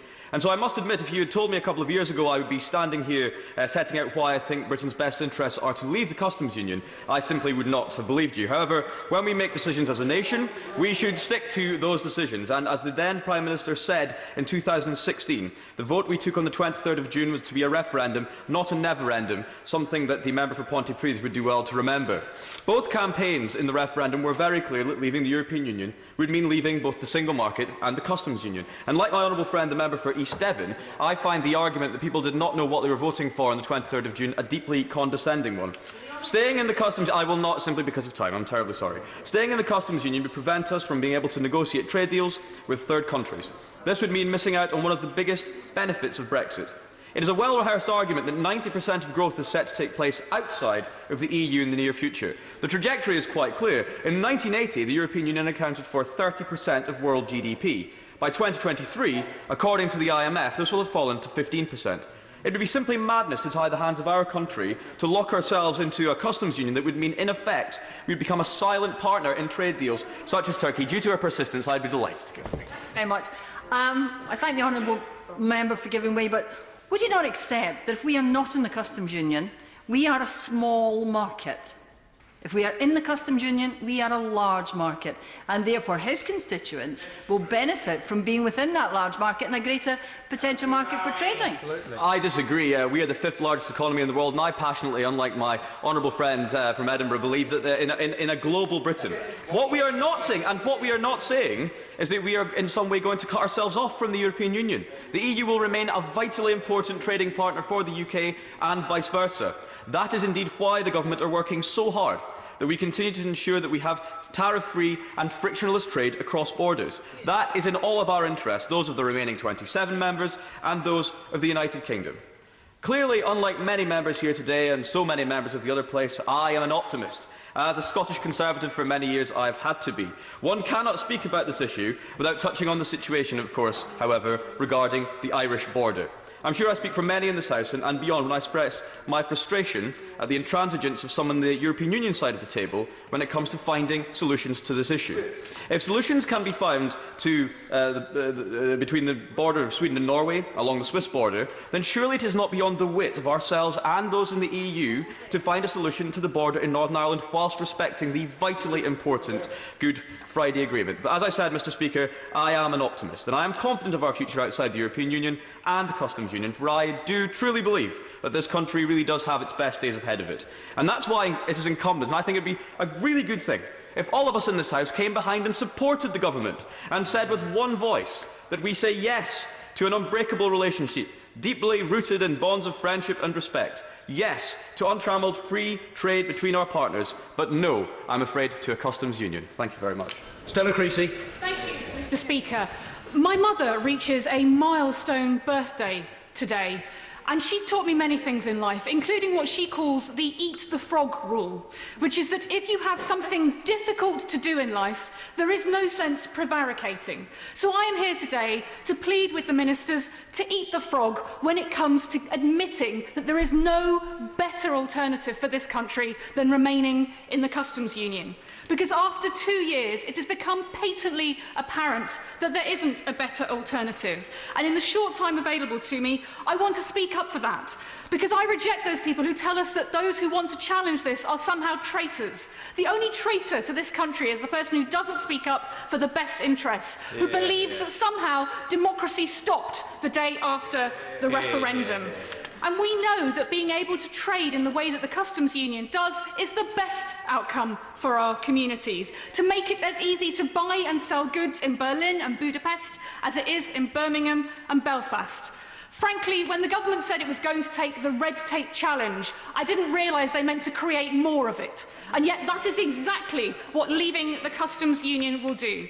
Now, Mr. Speaker, I'm a fan, I'm a geek. I love technology, but even I recognise that we don't have the hovercrafts with scanners in them that make the frictionless trade and lack of infrastructure at borders a reality. So when we hear those in Dover who work every single day with our borders telling us that just a 2-minute delay means a 17-mile queue to Ashford, that a 4-minute delay, a queue to Maidstone, 6 minutes it goes to the M25, and 8 minutes the queue goes to the Dartford and the crossing, I know what that would do to businesses in my constituency and around the country.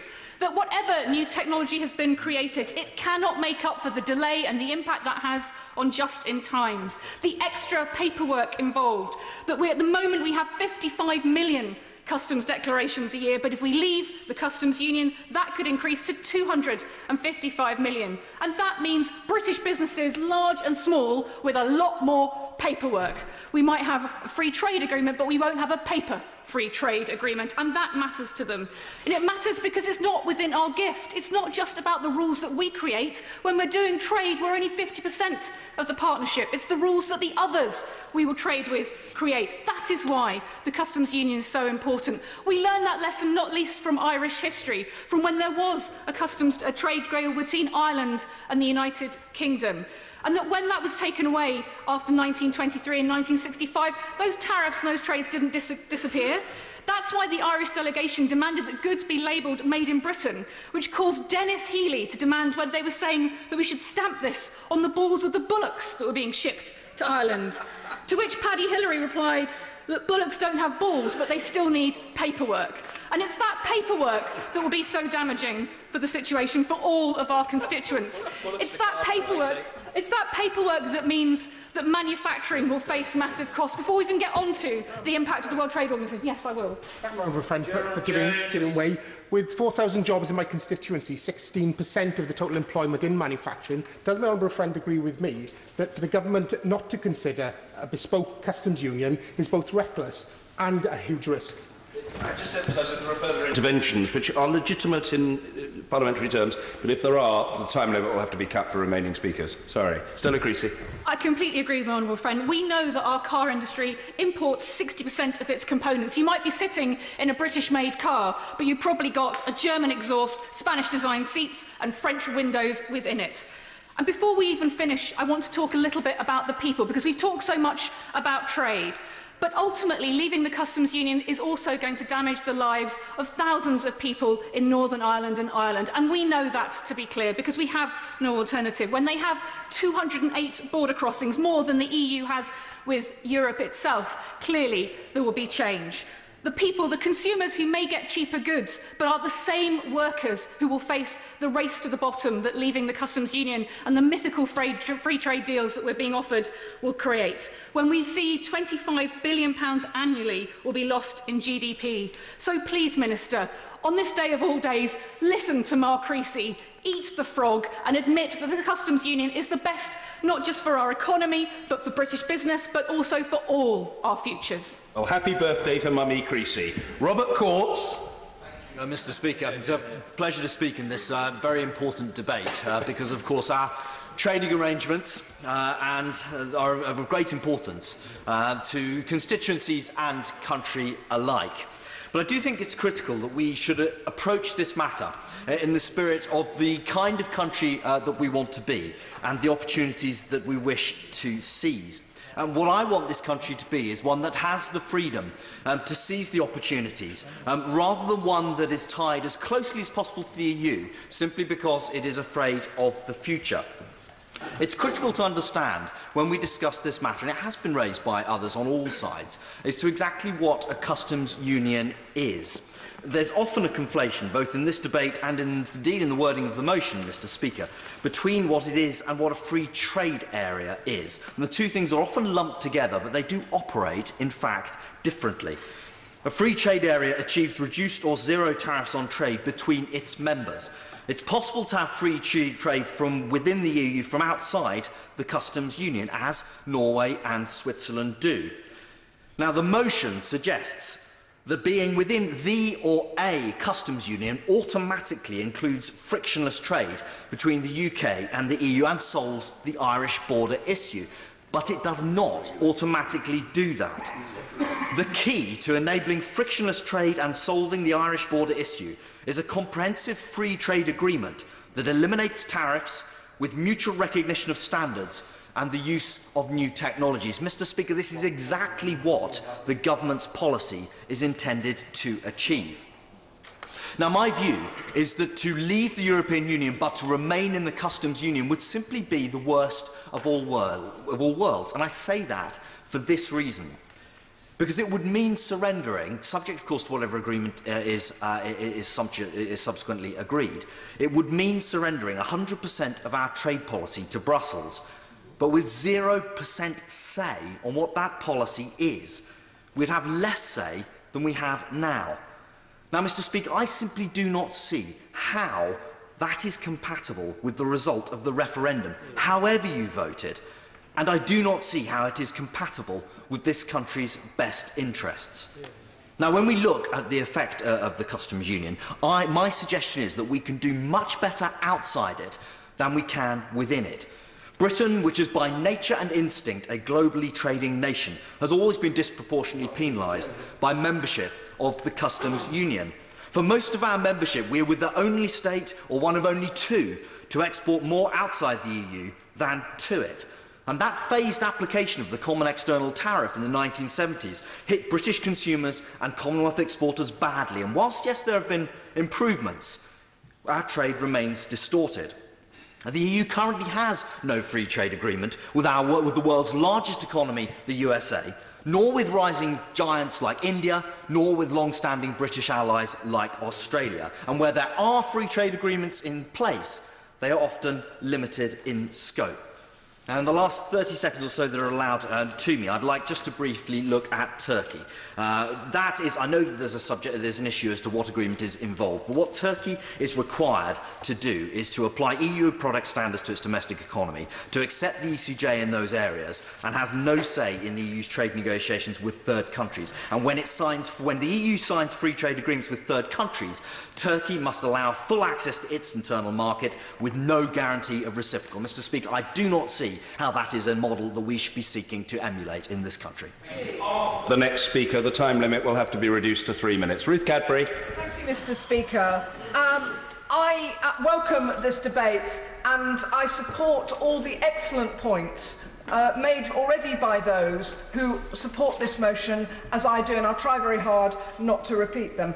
I'm not alone in being somewhat bemused that the party in government is the party that generally prides itself on being pro-business and anti-bureaucracy. Yet this government appears to be ignoring the pleading of businesses large and small, and is also leading this country towards a tsunami of additional paperwork as we move towards leaving the customs union and the EU, and the implications of all that paperwork for all that trade which we will now have to put in place for all those trades with the EU. Leaving the customs union means the introduction of tariffs and non-tariff barriers to trade in goods with our largest trading partner, 40% of our trade. That means, as businesses tell us again and again, added delay and added costs for manufacturers. I had the pleasure of visiting Honda in Swindon with the Industry and Parliament Trust just before the recess. And they have said that outside a customs union there is no such thing as a frictionless border. Motor manufacturers will be subject to 10% tariffs on cars and 4.5% on components and parts, plus additional delay. And what that means, if you take your car into the dealer because you need a new exhaust pipe, today the order goes in, tomorrow the dealer will have it and will be able to fit it. That's the situation now.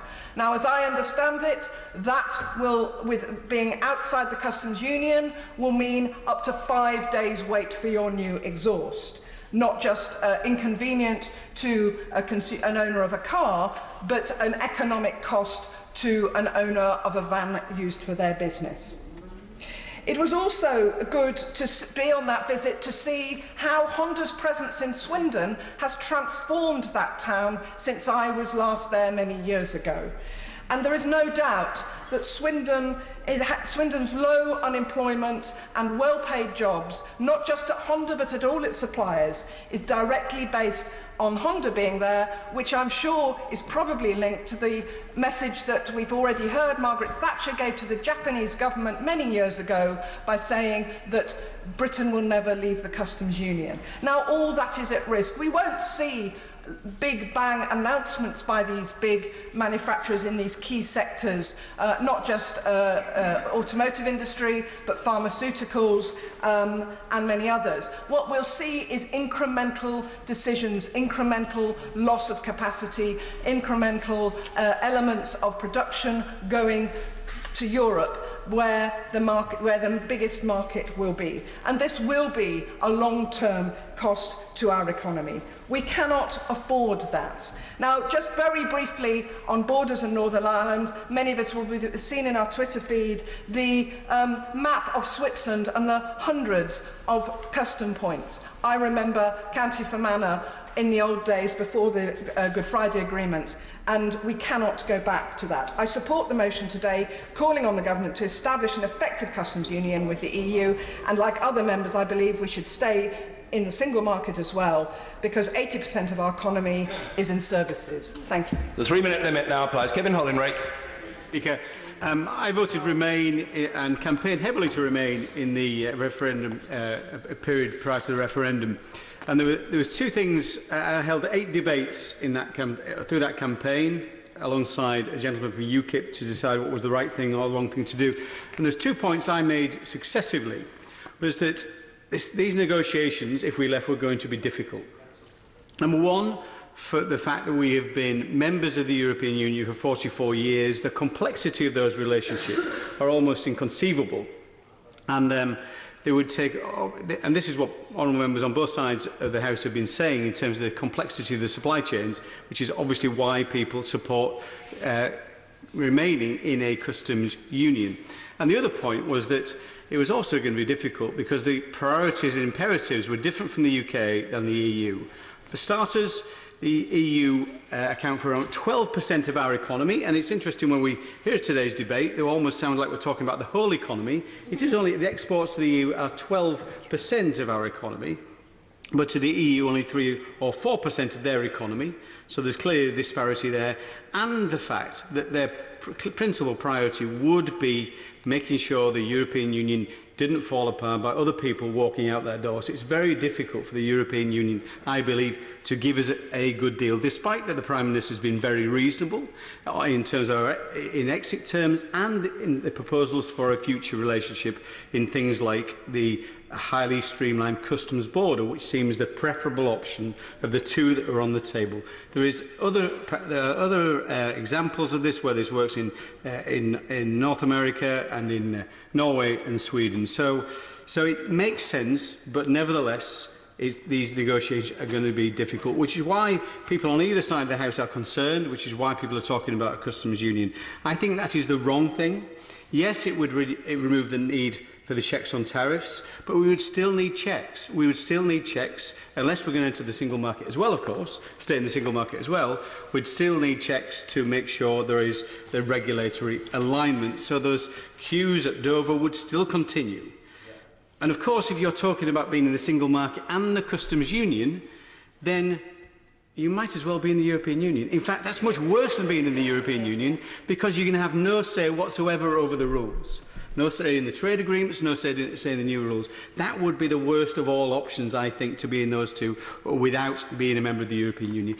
another option to stay just in the single market, which I would prefer of the two. If you're going to stay one or the other, I would stay in the single market through EFTA and the EEA. That has benefits to it.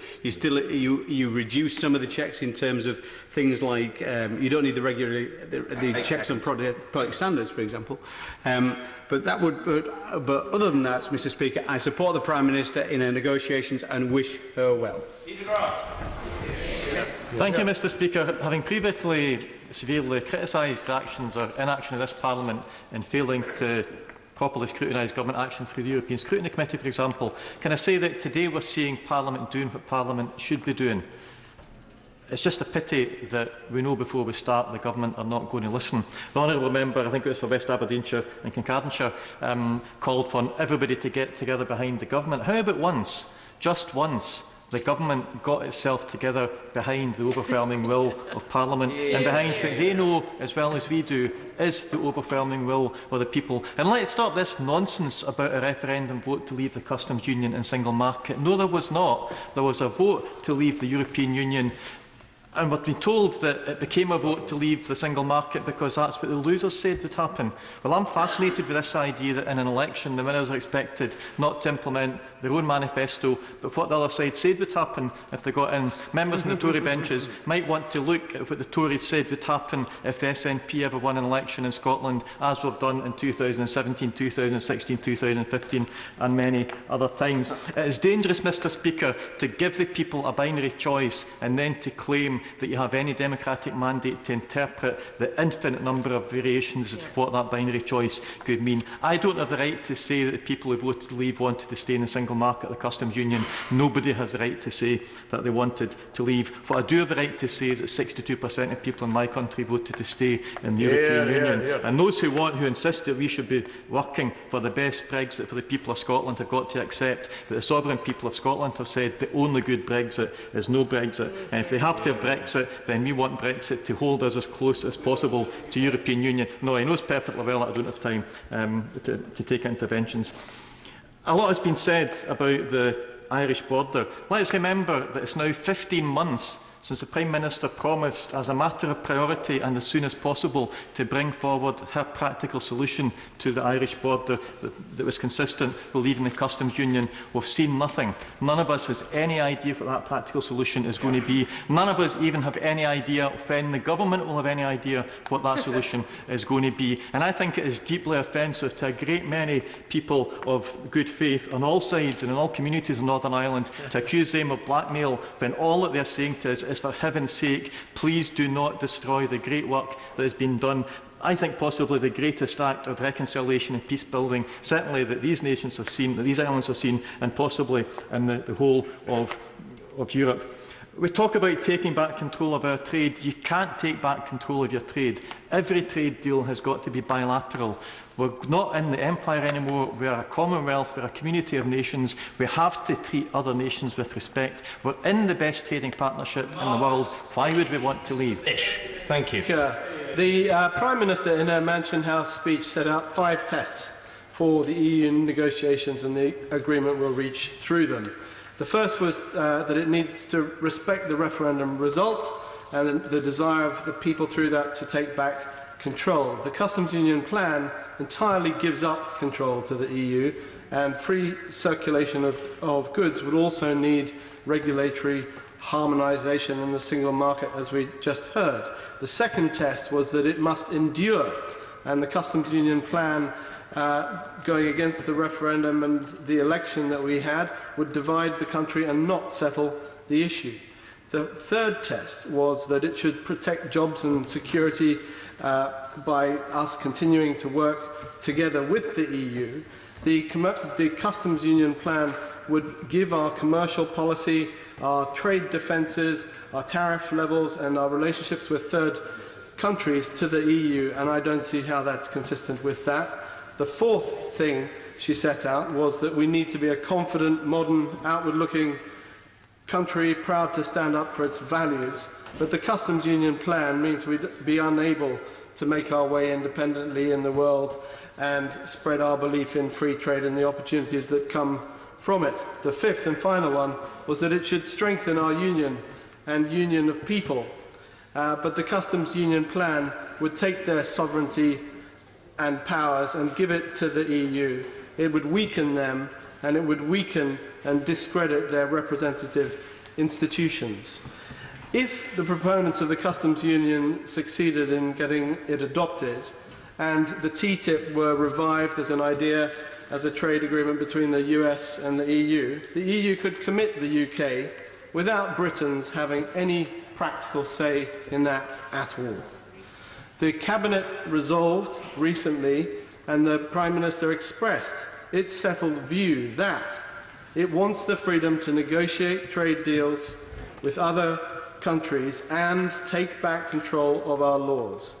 The customs union plan goes directly against this.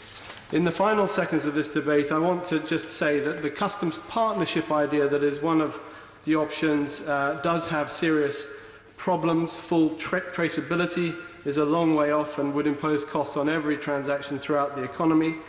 The full circulation of goods would require full regulatory harmonisation and full ECJ oversight and submission to it.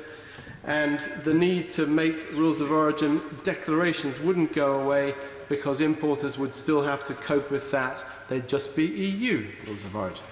Thank you very much, Mr. Speaker. Mr. Speaker, I'd like to take the opportunity to be the first person in this place to congratulate Ruth Davidson, who's just announced her pregnancy. So, huge congratulations from those of us on these benches.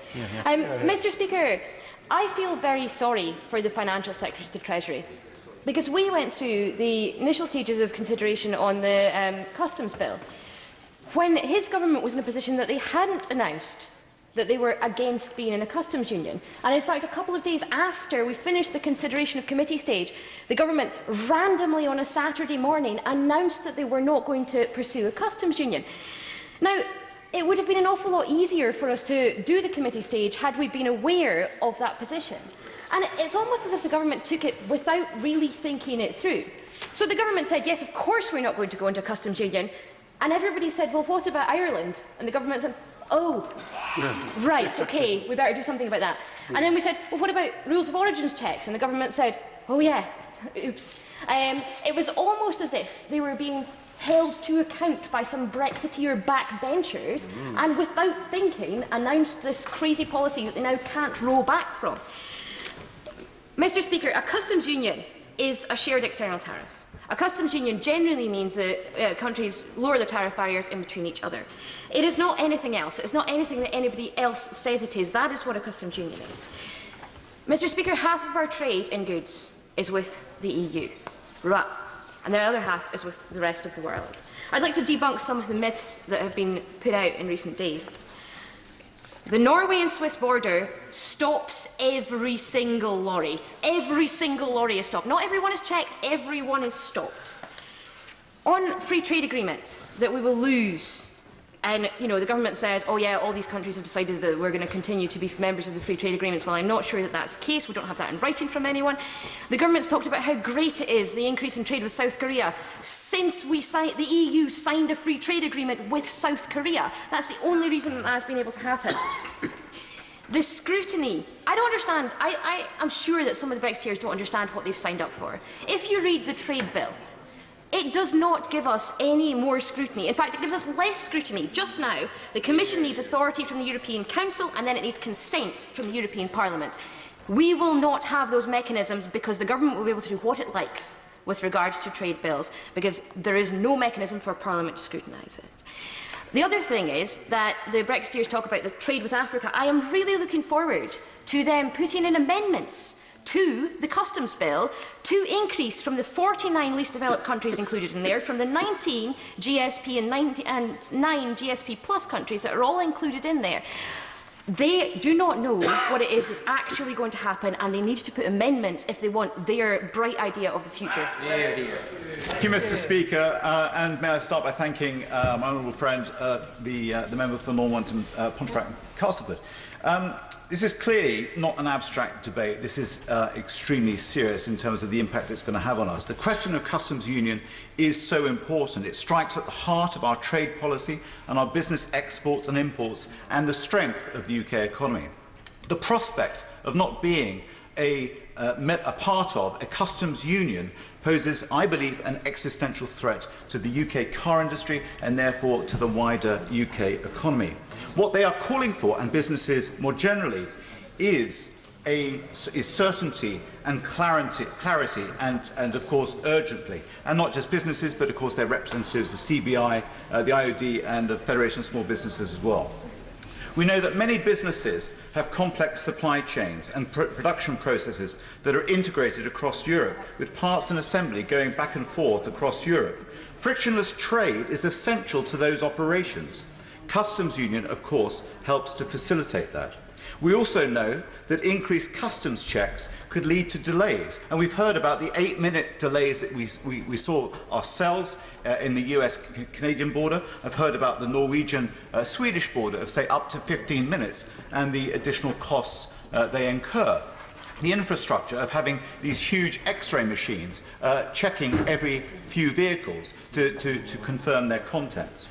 And of course we know that Northern Ireland relies on frictionless border for continuation of peace. The symbolism of that appearance of a manned or marked border between Northern Ireland and the Republic puts at risk the peace secured by the Good Friday Agreement. For all those reasons, I would argue it is vital that we remain in the customs union. As the MP for Warwick and Leamington, which is at the heart of the car industry, I cannot stress enough just how critical this issue of the customs union is and how costly it will be to the sector. 79% of all components used in the UK car industry come from Europe or from abroad. And if WTO rules are applied, that will see an incremental cost of 1.8 billion to our exports and 2.7 billion sterling on imports. It is no wonder why the Japanese invested in the UK in the 80s. It was because we were part of the customs union and we would very much welcome their investment here. I believe we can remain part of the customs union whilst also increasing our trade and exports with other markets outside the Europe.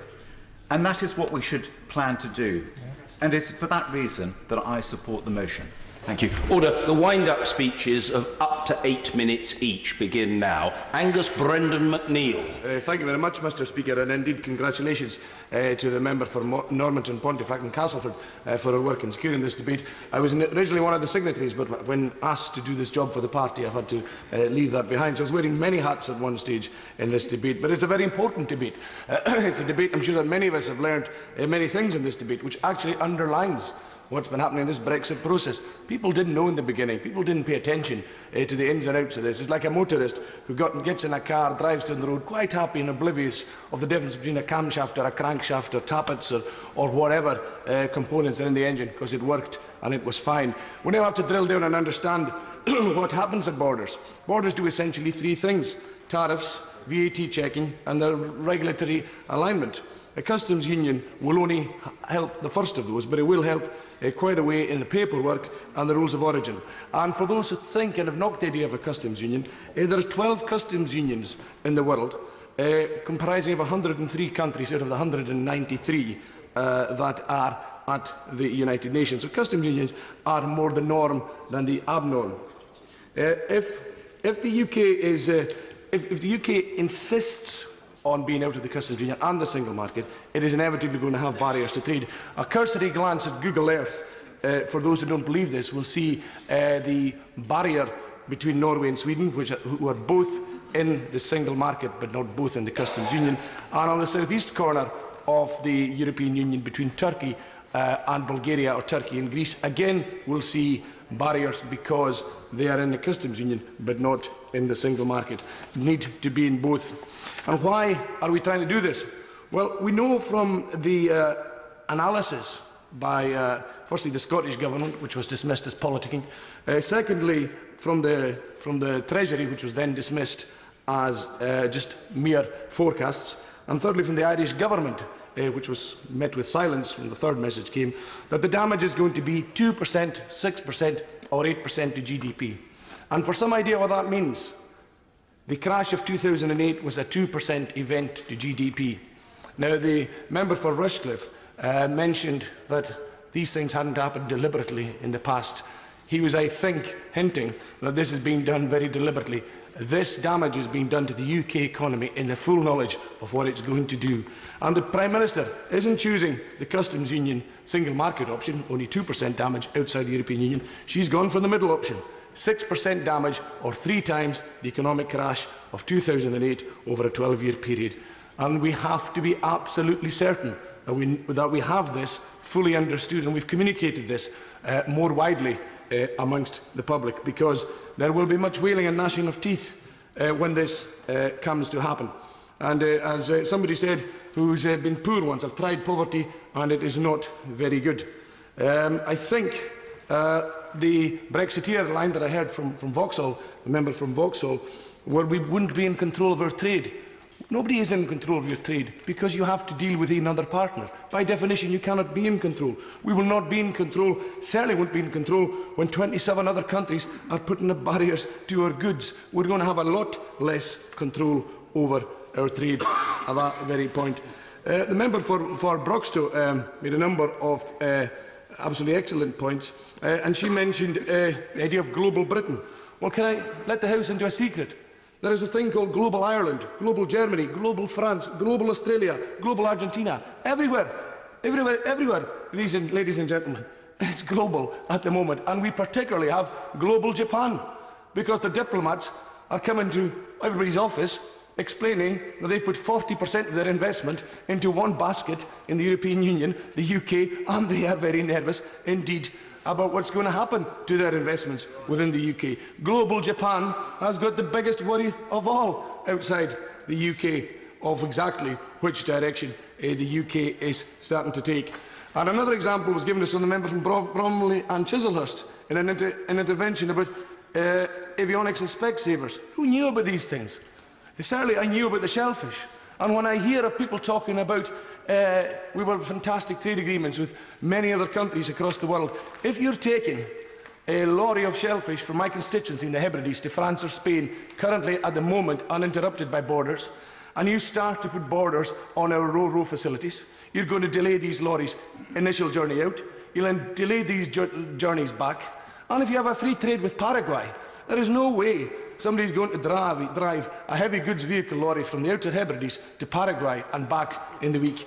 And sometimes people lose sight of exactly what they're talking about. Trade does not happen on bits of paper. Trade happens because a person in my island, Donald MacLean, will phone somebody in Spain and they will have a deal between them. That's how trade works. And government is now putting itself right in the middle of the trade that is happening from the Outer Hebrides going into the continent of Europe, and that is going to be very damaging. I get frustrated too when I hear the Prime Minister, I think, led the charge on this, that the ECJ is not our court, it's an external court. The ECJ is as much our court, your court, everybody else's court, every European's court, in fact. And the idea in the UK that there is the UK and the European Union as two entities on one side and the other is wrong as well. The UK is one of 28, and we have full access to the ECJ as much as everywhere else has access to the ECJ. We should also be mindful of the words last week of Simon Coveney, because the moment might be faster approaching than we think.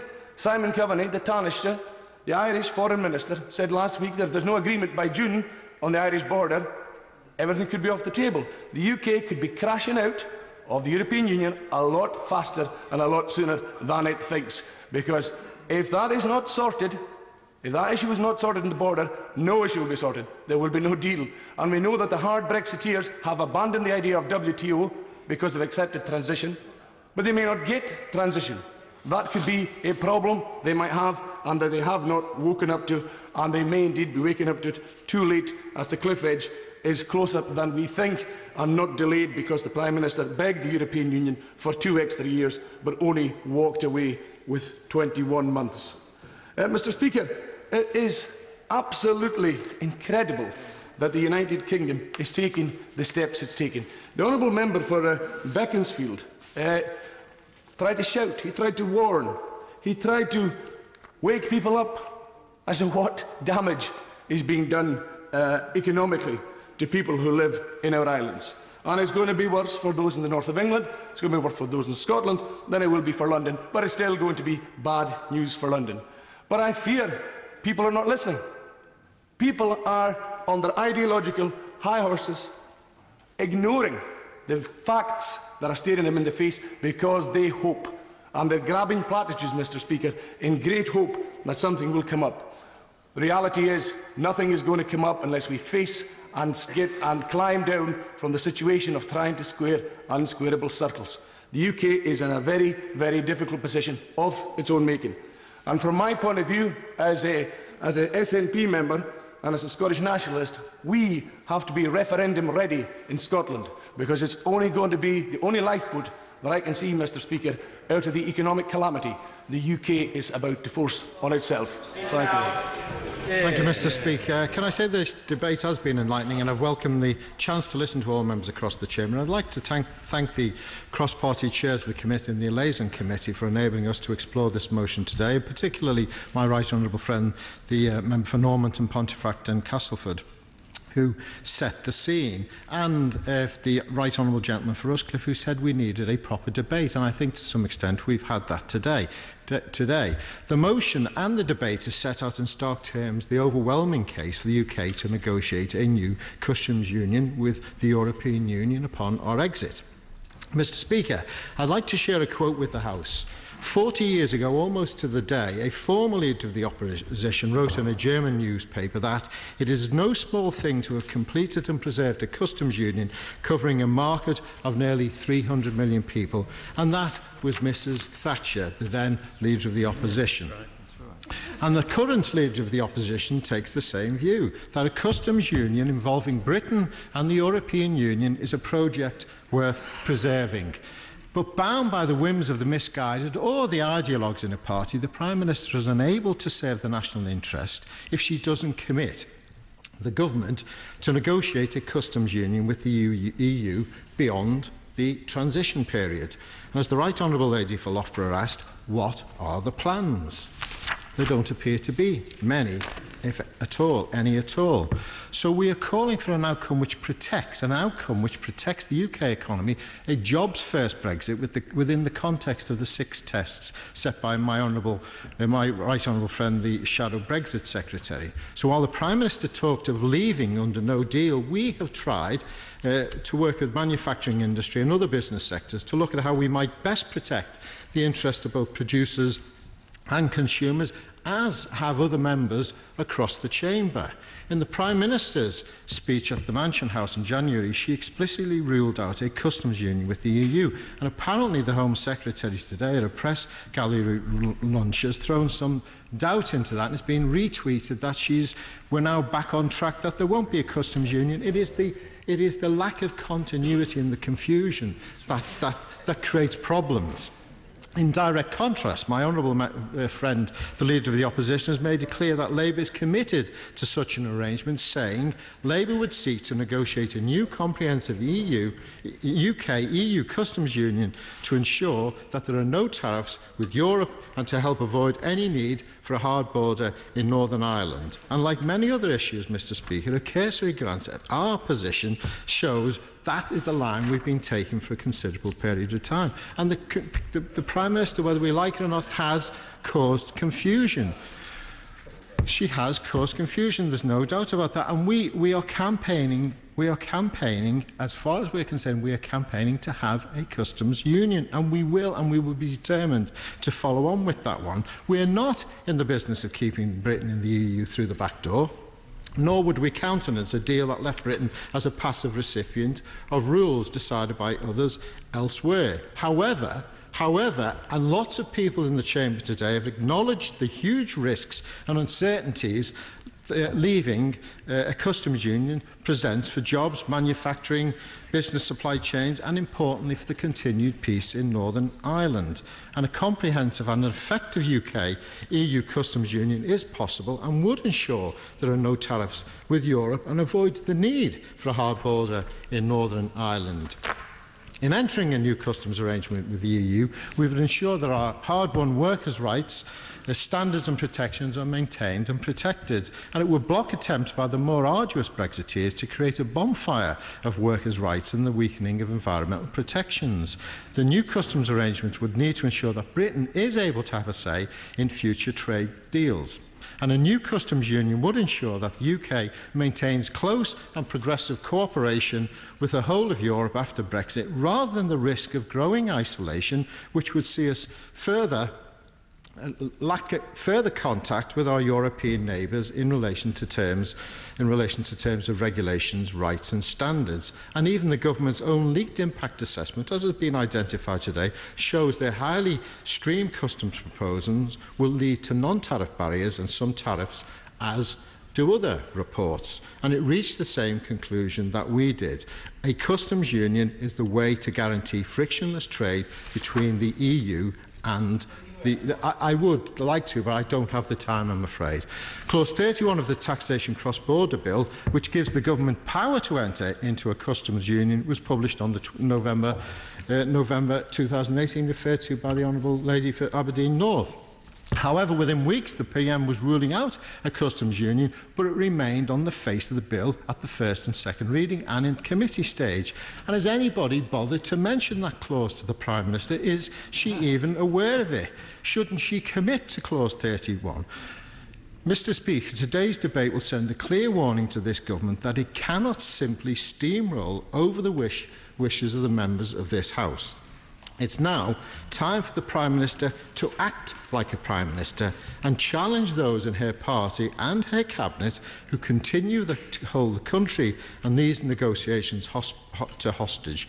The road ahead is clear. Our position is consistent, as many have said today. It is now time for the government to listen to this consensus and adopt a position that seeks to negotiate a new UK-EU customs union. It's the only practical way to ensure frictionless trade, to protect jobs and the hard-won peace process in Northern Ireland. And as many members have said, we owe this to our constituents and to our country. Call the Financial Secretary to the Treasury, Mel Stride.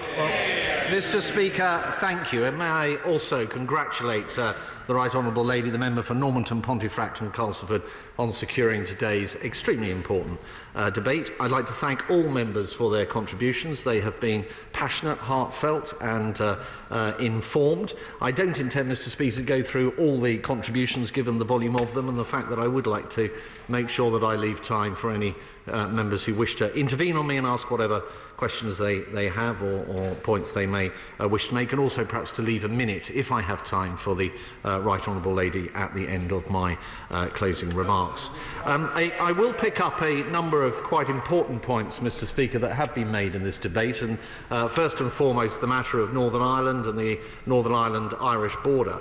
And some have suggested, Mr. Speaker, that in fact we are prepared to jettison or undermine in some way or not stand up for the Good Friday agreement, and that is certainly not the case. We remain entirely committed to the Good Friday agreement, as we do to the commitment, and I will give way to the Honourable Lady in a moment, to the commitment to no hard border between the Irish Republic and Northern Ireland, and indeed no effective customs border down the Irish Sea. And I give way to my honourable friend. Thank you. It's very nice to be regarded as your honourable friend. I appreciate that. May I just say, ever so gently, to the Minister that it would be very helpful in a sensitive situation if the Prime Minister would stop repeating the mantra that no deal is better than a bad deal, because it directly contradicts her pledge, sincerely meant, about upholding the principles of the Good Friday Agreement, which I believe her to do and to intend to do. However, there is a contradiction there, and we do not want to see any risk of a hard border in Northern Ireland which would lead to violence along the border. I'm sure he would agree with me on that point. Right, well, I thank the Honourable Lady for her intervention, and I think the position of well, I know the position of the Prime Minister and the Government indeed is that we are confident of a deal, and the issue of no deal really in that context isn't particularly pertinent. But can I just raise one or two other points, Mr. Speaker, that I think are important that have been raised? I think everybody recognises the importance of as frictionless a border as we can possibly achieve. And it is, of course, recognised that if we stayed within the customs union or a customs union that was de facto the same thing, we would achieve that. But that is not the same thing Mr. Speaker, as suggesting that there are not alternative arrangements, and I will come on to discuss those in a moment, that will achieve as good as the same thing in terms of frictionless borders. Many members today have also raised the importance of being free as a nation to go out and negotiate our own free trade agreements, and that of course means, Mr. Speaker, as many speakers have recognised, that we would need to leave the customs union as a matter of that happening, and I'll certainly give way to the honourable lady. Secretary for giving way. Does he believe that those trade agreements that we could negotiate could possibly be better than the trade agreements we currently have and will continue to have as members of the EU? Well, we are working at the moment, as the honourable lady will know, on transferring over those agreements that the EU has with third world countries, and of course we will be free going forward to strike our own FTA agreements with other countries, which is something that at the moment we are prohibited from doing. But could I just turn to some of the comments made by the honourable member for Bootle opposite. It was good to see him agreeing with Margaret Thatcher at long last. Free markets, free trade, fiscal responsibility was what she stood for, and I look forward to hearing more of that from him in the years to come. I've just been informed that I must leave 2 minutes for the Right Honourable Lady, which I will endeavour to do, although she's very generously saying one will be enough. The Honourable Gentleman, the member for Bootle, also, I think, suggested that the government's position was confused, and I'm not sure whether he was thinking of his own position when he said that. But the reality is that the Labour Party opposite, Mr. Speaker, have a classic fudge where it comes to the customs union. They want to tell everybody that they can somehow be in the customs union, whilst at the same time not being a rule taker. At the same time, we can somehow negotiate to be in the room when these FTAs between the EU and other countries are negotiated. And yet, by their own logic, when they accuse us of seeking to cherry-pick, it's quite clear that that is just not a realistic possibility. He raised the specific point of Clause 31, which does indeed, within the Customs Bill, permit the entering into a customs union with another customs union or territory. That is something that we will probably and almost certainly wish to do in respect of our Crown dependencies, and is not therefore something that is relevant to the European Union after our departure. But, Mr. Speaker, the government is therefore clear that when we leave the European Union, we will leave its customs union, and that is a matter of fact. And the government has also been clear that forming a new customs union with the EU is not compatible with a meaningful independent trade policy. So we will not be doing that. Outside the EU and outside a customs union, the UK will be able to sign its own trade deals with our partners around the world. But, Mr. Speaker, saying this, how could I possibly not give way to... Now that the Minister's been unshelled, and he's doing very well, he mentioned trade deals we're going to sign. Could he just name one of them and when it's going to be signed?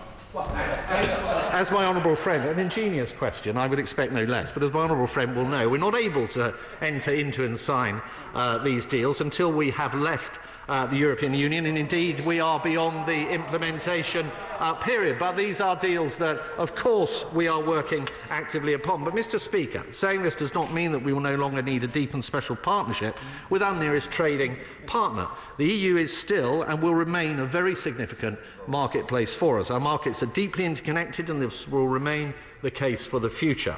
And that is why the Prime Minister, Mr. Speaker, set out the government's intention to negotiate the broadest and deepest possible economic partnership, covering more sectors and cooperating more fully than any free trade agreement anywhere in the world, and recognising the point of deep convergence from where both sides begin.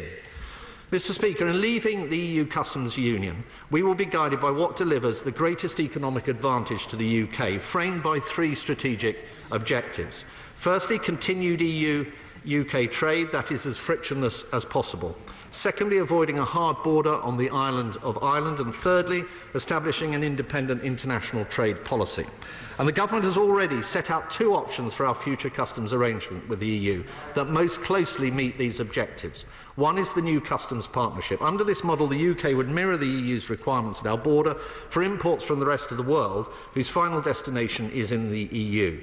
This would mean applying the same tariffs and the same rules of origin as the EU for those goods. By following this approach, we would know that all goods entering the EU via the UK pay the right EU duties, removing the need for customs processes at the UK-EU border.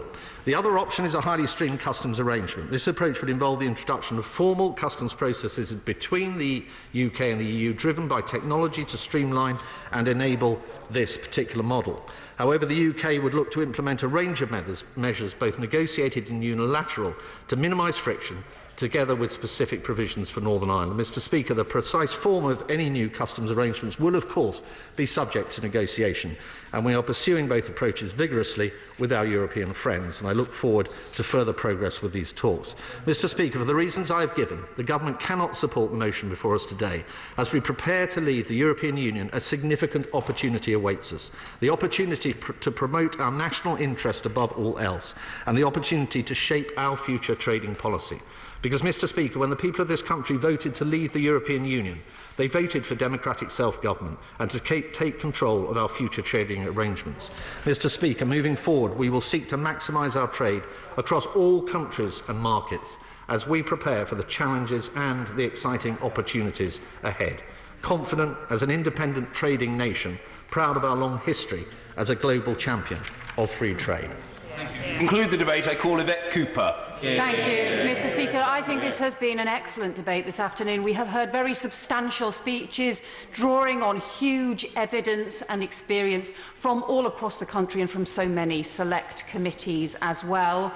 But unfortunately, I think what the Minister has, to the best he can, delivered in response is not up to the debate, because he has had the lines to take, the words on the page, but in the end, there is no meaning behind them, there is no evidence that underpins them, and there is no future that we can build on them.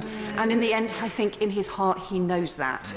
And that is why I would urge the Government to bring forward the proper debate that we can have on legislation, on amendments, give this House the opportunity to steer the objectives of the negotiations before it is too late.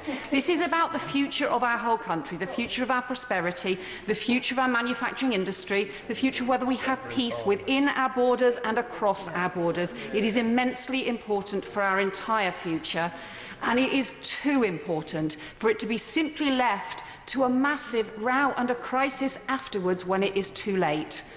The Minister knows and the Government knows that time is running out. We're running out of time, but it's also time for the Government to stop running away. Let's have this debate. Let's support a customs union. Order. The question is as on the order paper. As many as are of that opinion say aye. Aye. Of the contrary, no. I think the ayes have it. The ayes have it. Point of order, Mr. Chris Leslie. Point of order, Mr. Speaker. Now that the House has resolved to support, or to call on the Government to support as part of its negotiating objectives, that the United Kingdom remains in an effective customs union with the European Union. Can you help clarify whether the convention set out by the Leader of the House in respect of opposition motions which were passed without a division, so they become resolutions of this House, when in those circumstances the Government have committed to report and reply after a 3-month period, that will also apply in respect of the resolution that the House has just passed this evening. I say that because this is the first example of a liaison committee motion passed in this particular form. We have no guarantee that legislation will be forthcoming before the summer recess, but that 3-month period, as I understand the Government's convention, would now put a requirement, now that the House has resolved this matter of the customs union, it's the default consensus view of this House. Will you confirm that the convention of the Government should apply to resolutions? Because this talk about non-binding nature of resolutions is very dangerous, Mr. Speaker. If the House has come to a resolution, it means something, and the Government are surely under an obligation to come and explain how they intend to acquit themselves in response to that resolution. Well, the honourable gentleman, for his point of order, I'm not certain that I'm in a position to confirm anything today. What I would say to the honourable gentleman, having just heard his point of order, is this. There is a compelling logic in such an arrangement, and an equivalence of treatment between this, the first debate under this particular parliamentary architecture involving the liaison committee and cooperation between it and the Backbench Business Committee, and the arrangement which has come to apply in respect of motions passed after Opposition Day debates. I repeat, there is a compelling logic in such an arrangement, and it might be thought, and I say with my beady eye on the Financial Secretary, who is an unfailingly courteous individual, that it would also be a courtesy for the government to oblige the House with such an explanation. I think we will have to leave matters there for today, but I use the word compelling. One might also use the word inexorable or irresistible for the logic of which I speak. I hope that's helpful to the House.